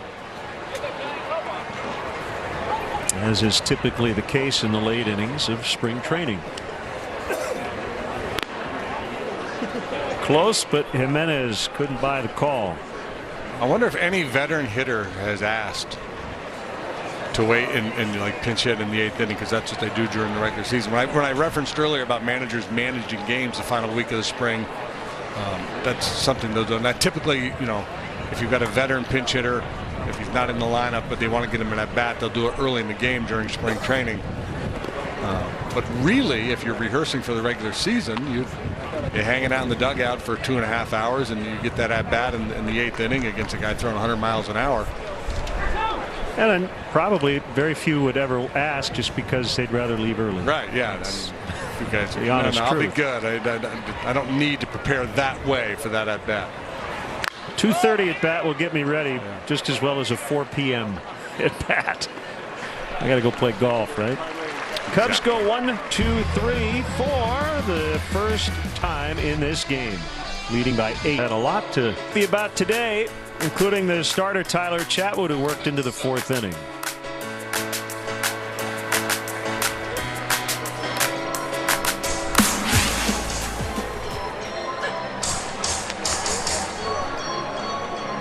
There's Rex Brothers facing a left-handed bat. Drew Robinson, former Ranger and Cardinal. The veteran left-hander Rex Brothers trying to pitch his way onto this club this spring, and he's doing a very nice job. And he'll get an out on 1 pitch. Miller makes the catch. I was going to announcer jinx him there for a minute. 11 strikeouts for Brothers. There's 6 innings so far. So I was just thinking.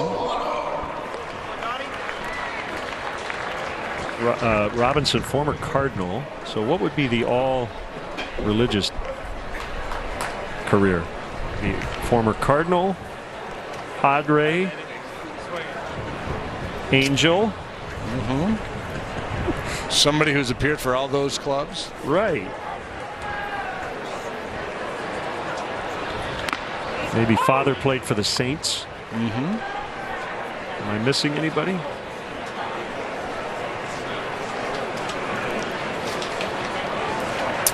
That covers it.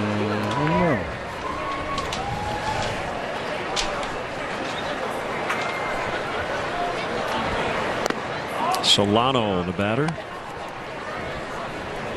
Aren't any bishops, are they? Battling bishops? No, no, I don't think so. No.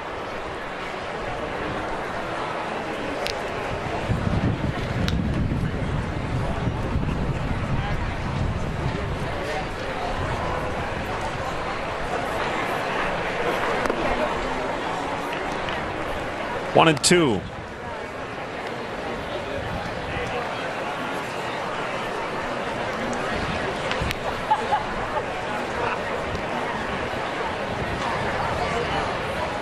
Joey Rickard on deck.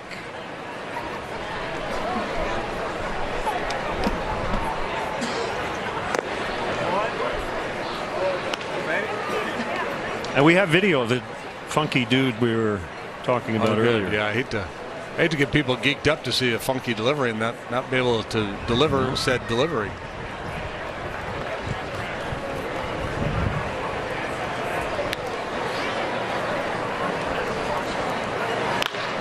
Bounced foul. Yapson Gomez, minor league lefty for the Giants. This guy's great. Every pitch? Well, the video I saw, he'll occasionally do this before he even gets over there. He'll kind of. Oh, and then he holds it. Yeah, then he get the freeze. Beautiful.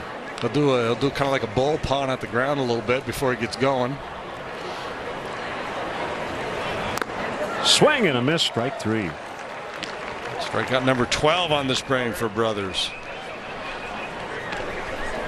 Right now, Kyle Ryan, the only lefty lock in the Cub bullpen. Rickard, the former Oriole.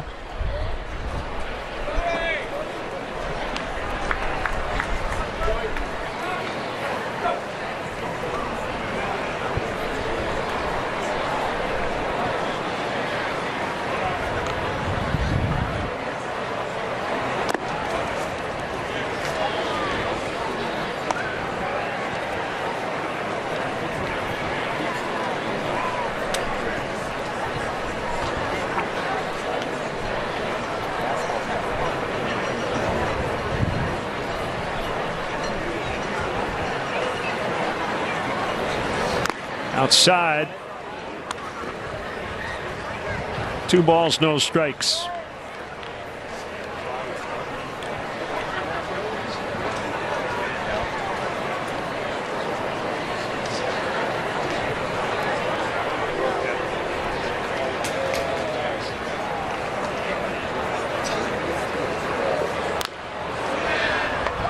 Oh, you love that as a pitcher. Check swing, ground out. It's a dominant inning. To the 9th, Cubs 11, Giants 3. Hey, welcome back. A blustery day here in the desert. Cubs lead the Giants 11-3 on Tuesday, March 31st. The Cubs are offering Boy Scouts and Girl Scouts a special ticket offer at Wrigley Field. Along with a game ticket, fans who purchase our Scout Night ticket offer will receive a Clark the Cubs Scout patch. To purchase tickets, visit Cubs.com/special ticket offers today.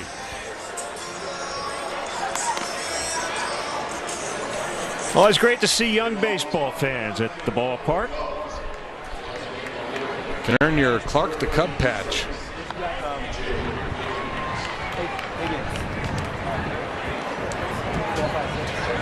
This is a right-hander pitching for the Giants by the name of Rico Garcia.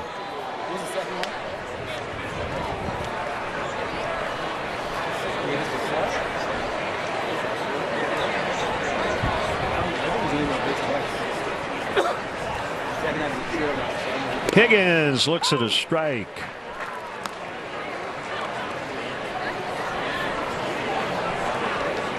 Ten and 6, 424 last year for Garcia.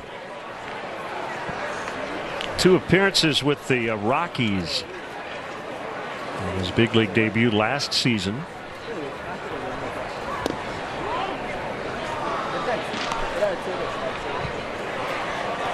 Right now, a lifetime ERA of 10.50.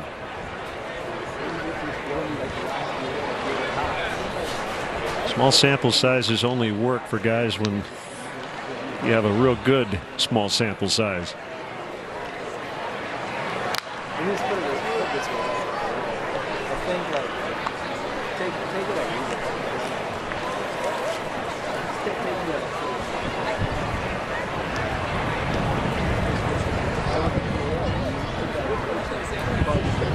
Challenge you to a Rico off. Cardi. Petrocelli. Puerto.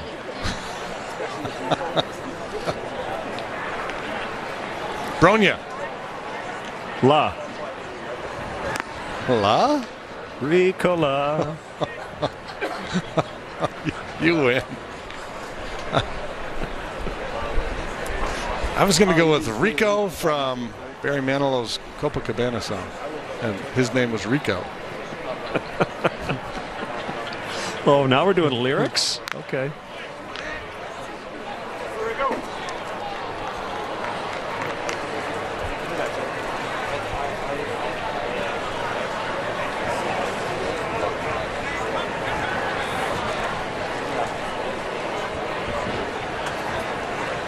2 balls, 2 strikes on Higgins. Cubs lead 11-3. PJ, a strikeout victim, his prior at bat today. See if he can get a little something here. Good take.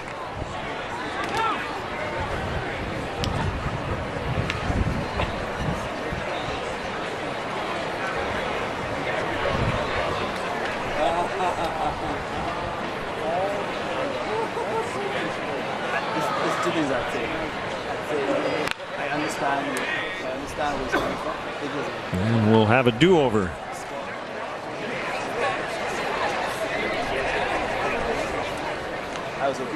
Not really a do-over, but the count doesn't move.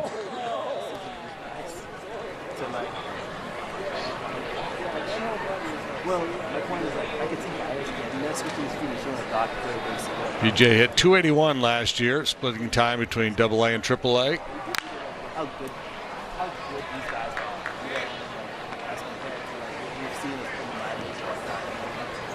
10 home runs, 765 OPS.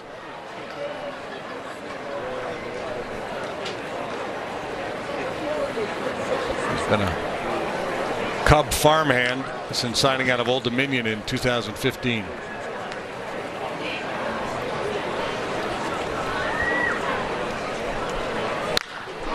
Way up in the air to right for Robinson.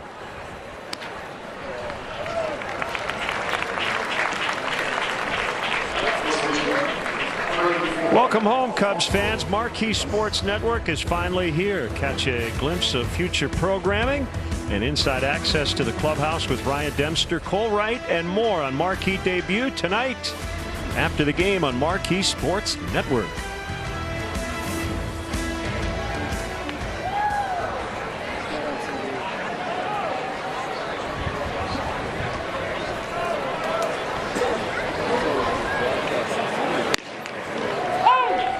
Rivas takes a strike.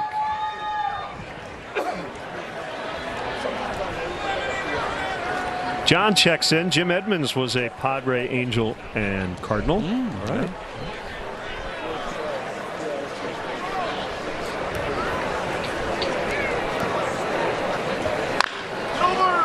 Pounded foul to first.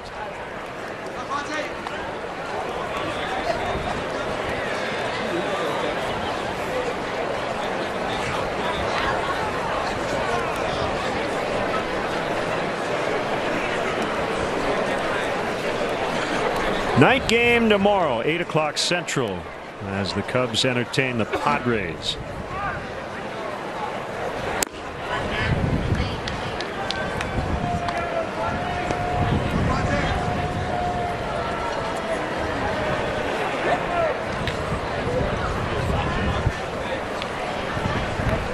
Oh, I know. You got to bald get one guy. of those, Yeah, I was JD. just going to say, I know a bald guy could use one of those.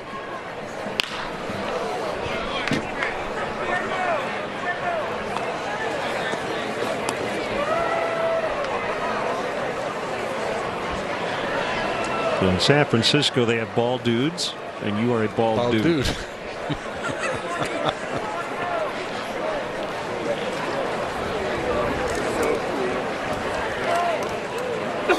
1-2. Swing and a miss. Like a good changeup.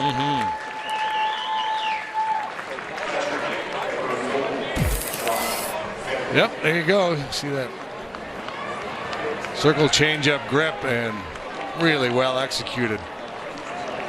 And there's great hand speed there and doesn't tip it at all. Rico Suave. That will be it for the right-hander. Gabe Kapler will make a change. 2 outs, 9th inning, all Cubs. Films presents More Than Mr. Cub, the life of Ernie Banks. Tomorrow at 1:30, only on Marquee Sports Network. 24-year-old lefty Mac Marshall will work for the Giants. 9 times last year in a sub-2 ERA, split between rookie ball and high A ball in the Giants chain. in there on Josh Phegley.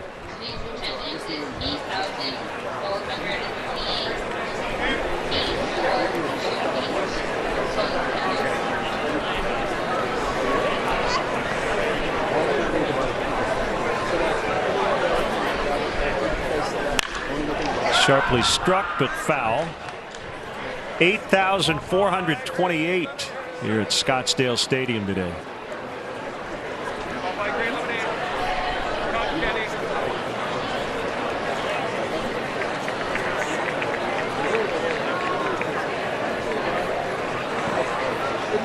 John McGregor Marshall, they call him Mac.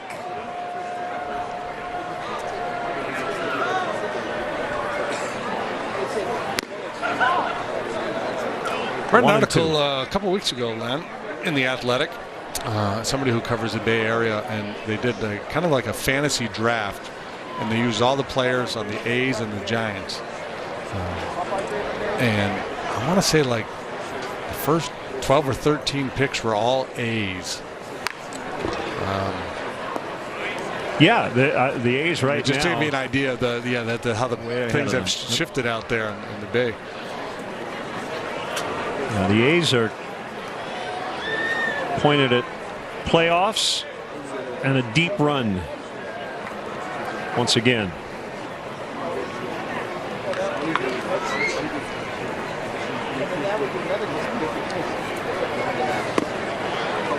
Two and two. Seems to me, there's been a lot of talk in baseball in recent years about a race to the bottom. Teams have been trying to just kind of not spending money, realizing that maybe it's not their year to compete. This year, anyway, it seems to me there are more teams in contention than the last few years. It's easier to identify the real bottom feeders, as opposed to just these elite teams that are guaranteed to win. I think the Dodgers stand out above everybody else in their division and probably in the National League right now. But Cubs are a good club. Reds are a good club. Mets should be good. Nationals, the defending World Series champions, would be good. Braves, Phillies probably will be better this year. I mean, I think there's more top-heavy depth, for lack of a better term. It's kind of ugly language, but fair ball for Phegley on his way to second with a double. And whether all those teams end up being good or not, the point is they all think they have. There's a reasonable expectation to think that they're going to have good years. Or I was thinking, I think pretty easy to say that the Marlins will finish last in the NL East and feel good about that pick. Pretty easy to pick the Pirates to finish last in the NL Central and feel good about that. The Giants out west, I'm not as convinced as those other two. Orioles, right? They got nobody's going to finish below them in the American League East. The AL Central, Detroit and Kansas City. Yeah, they'll battle. That'll be a battle. And Seattle, I guess, American League West. So I don't know what my point is, other than I was contemplating that earlier today. And I feel like it could be a good year for baseball on the field. Yep. I agree. And I really think the NL Central could be the most competitive division of them all in terms of the parity. Where you could, all four of those clubs, other than Pittsburgh, could be in the hunt in September. Base hit to left. Phegley will be sent by Will Venable. And he will score. Throw to second. Not in time. 12-3.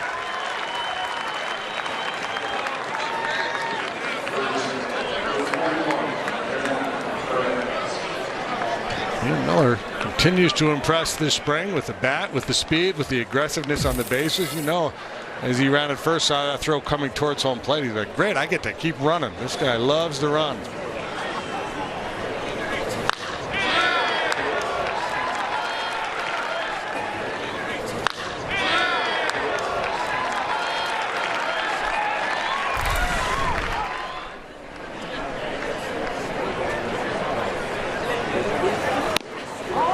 Ball one to Hernan Perez.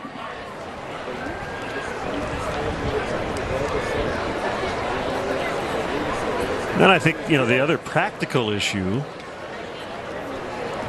of all those teams you mentioned that kind of would be predicted to finish near the bottom of their division, it just for this year, it probably doesn't make a lot of sense to go out and spend a ton of money, right? That there are teams that are so many moves away from being competitive now that you really have to think long term. Toward the hole and into left. Miller will score easily with his speed. 13-3. 3 straight 2-out hits.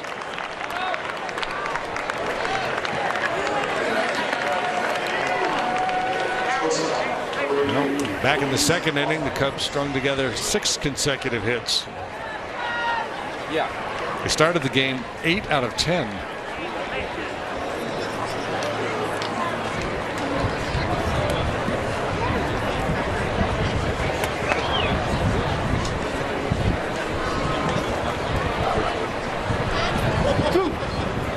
Vasquez, the shortstop.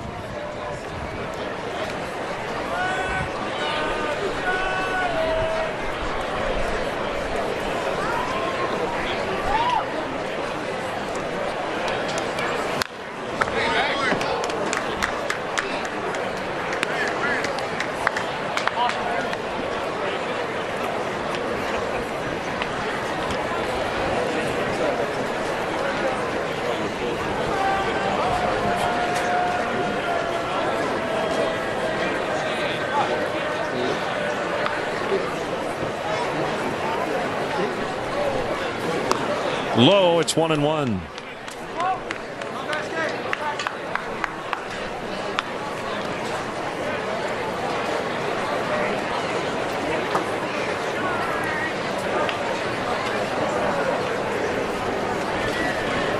Cool lid. Kind of looks like Pat Foley. 1-2. Hawks aren't out here to play the Coyotes, are they? No, I don't think so. No, that's not Pat.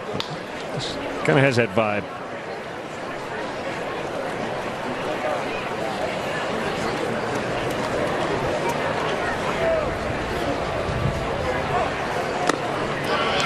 Two the count.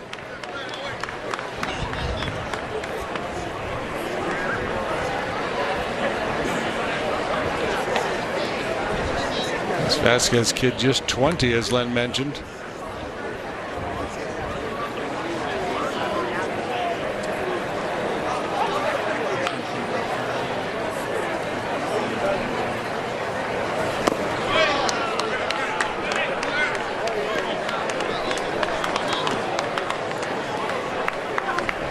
Marshall hasn't recorded an out, double, single, single since he came on with 2 outs and nobody on.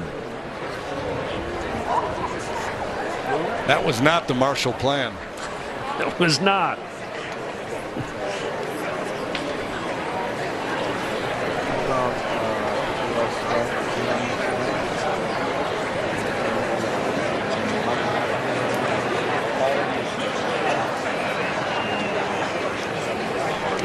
And it goes, ball 4.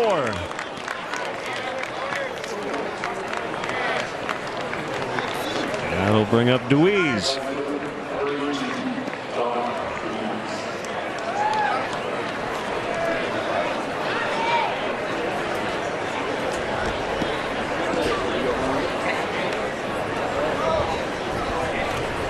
Well, a lot of folks still hanging in there.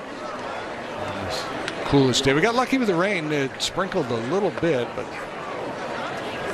not enough for anybody to leave their seat early on in the ball game.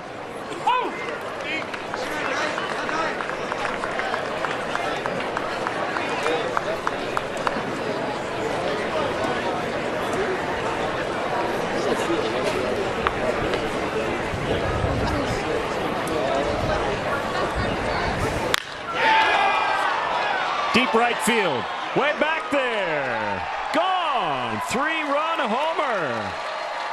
16-3.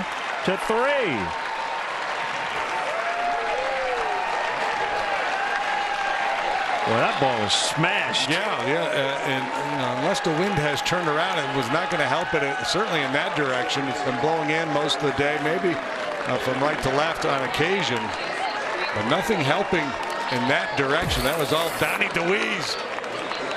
Got both flaps into it.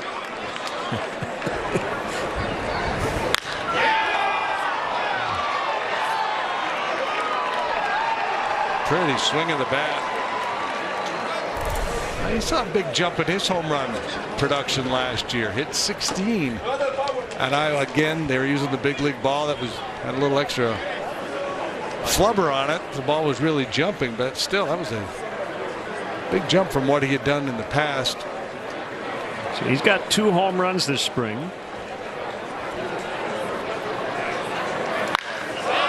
Line drive, base hit. Andy Weber.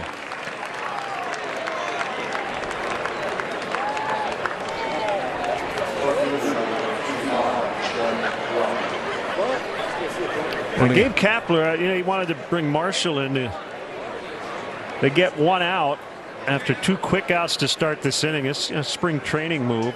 If this were the regular season, he would not be greeted very kindly by the fans because Marshall has not recorded an out. Double, single, single, walk, homer, single.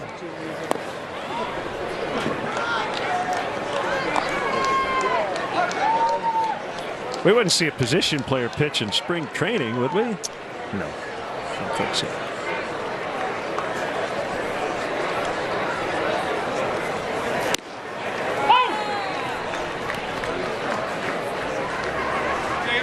I've never seen it happen, but would it ever be possible where they would just say we're good, like Giants will just bat now?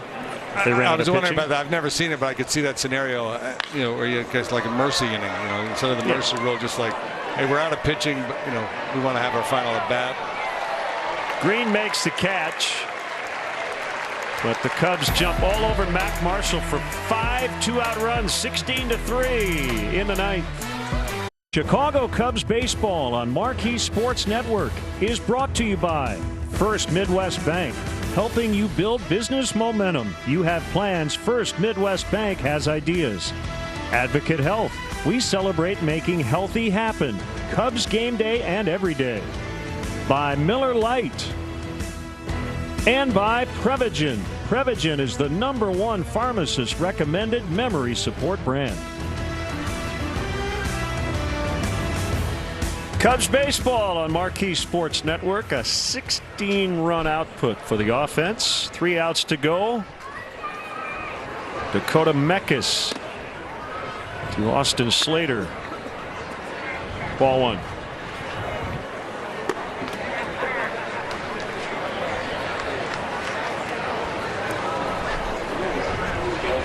Sixth appearance of the spring for the big right-hander out of Michigan State.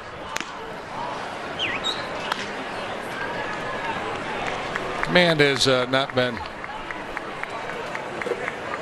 what you'd hope. 5 walks in 4 1/3.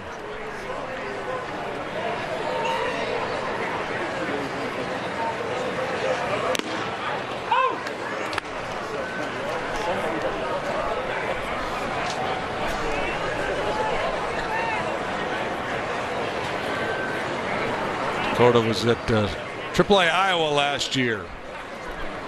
A 5.29 ERA.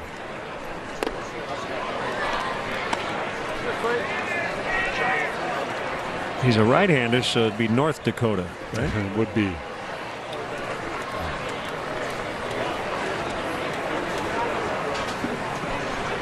"49 innings at Iowa. He struck out 61. Gives you a lot of arms and legs. Strike 3 called. Gives you 95 with good life.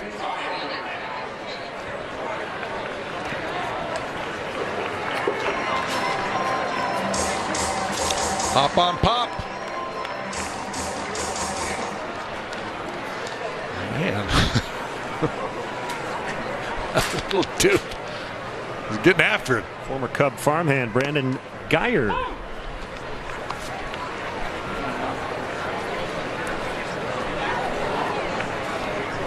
Big league time with the Rays and the Indians.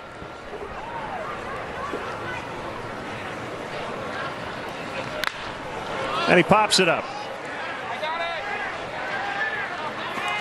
Catch made by Weber in fair territory. 2 outs.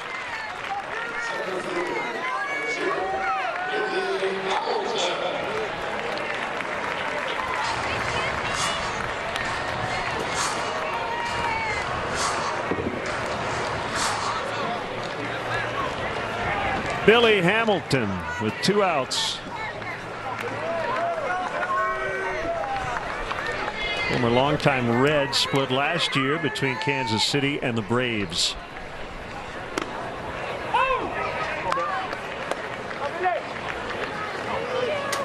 Probably the fastest runner in baseball.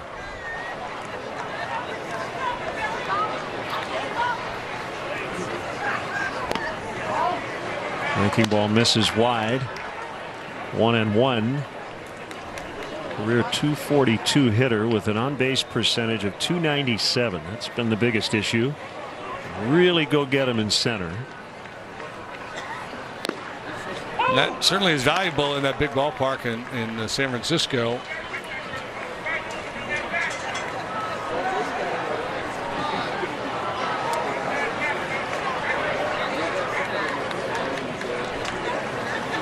Meckes trying to put him away and end this game. Ball 2.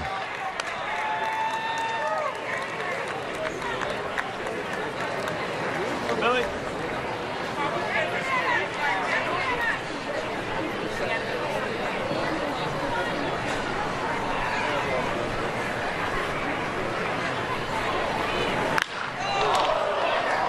That'll get out of play.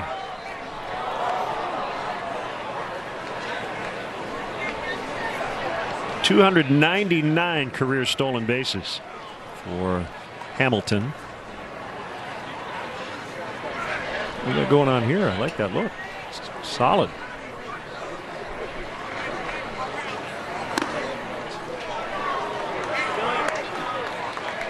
Three and two. No, I wasn't at the ball game yesterday. That must have been somebody else you saw. I was working.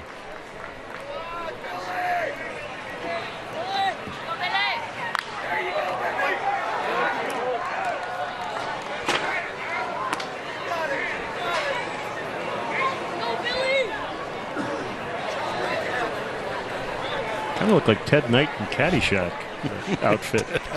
A little bit of that going on. Another 3-2 from Meckes to Hamilton.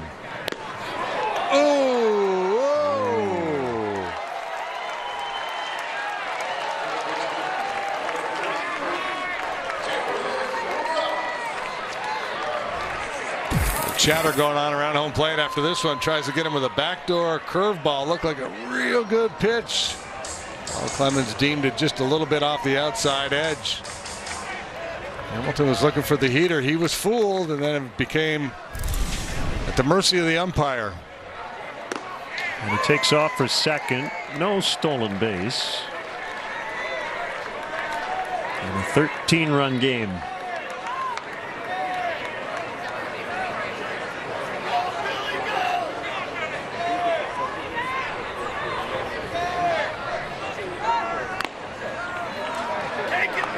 One and one.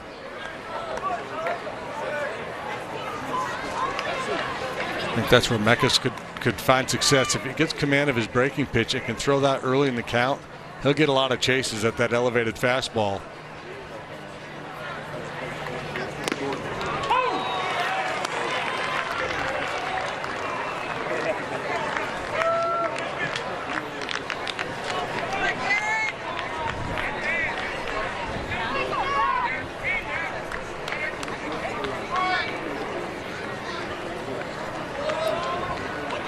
Here it comes. Popped up down the right field line. Racing over DeWeese, and it's out of play.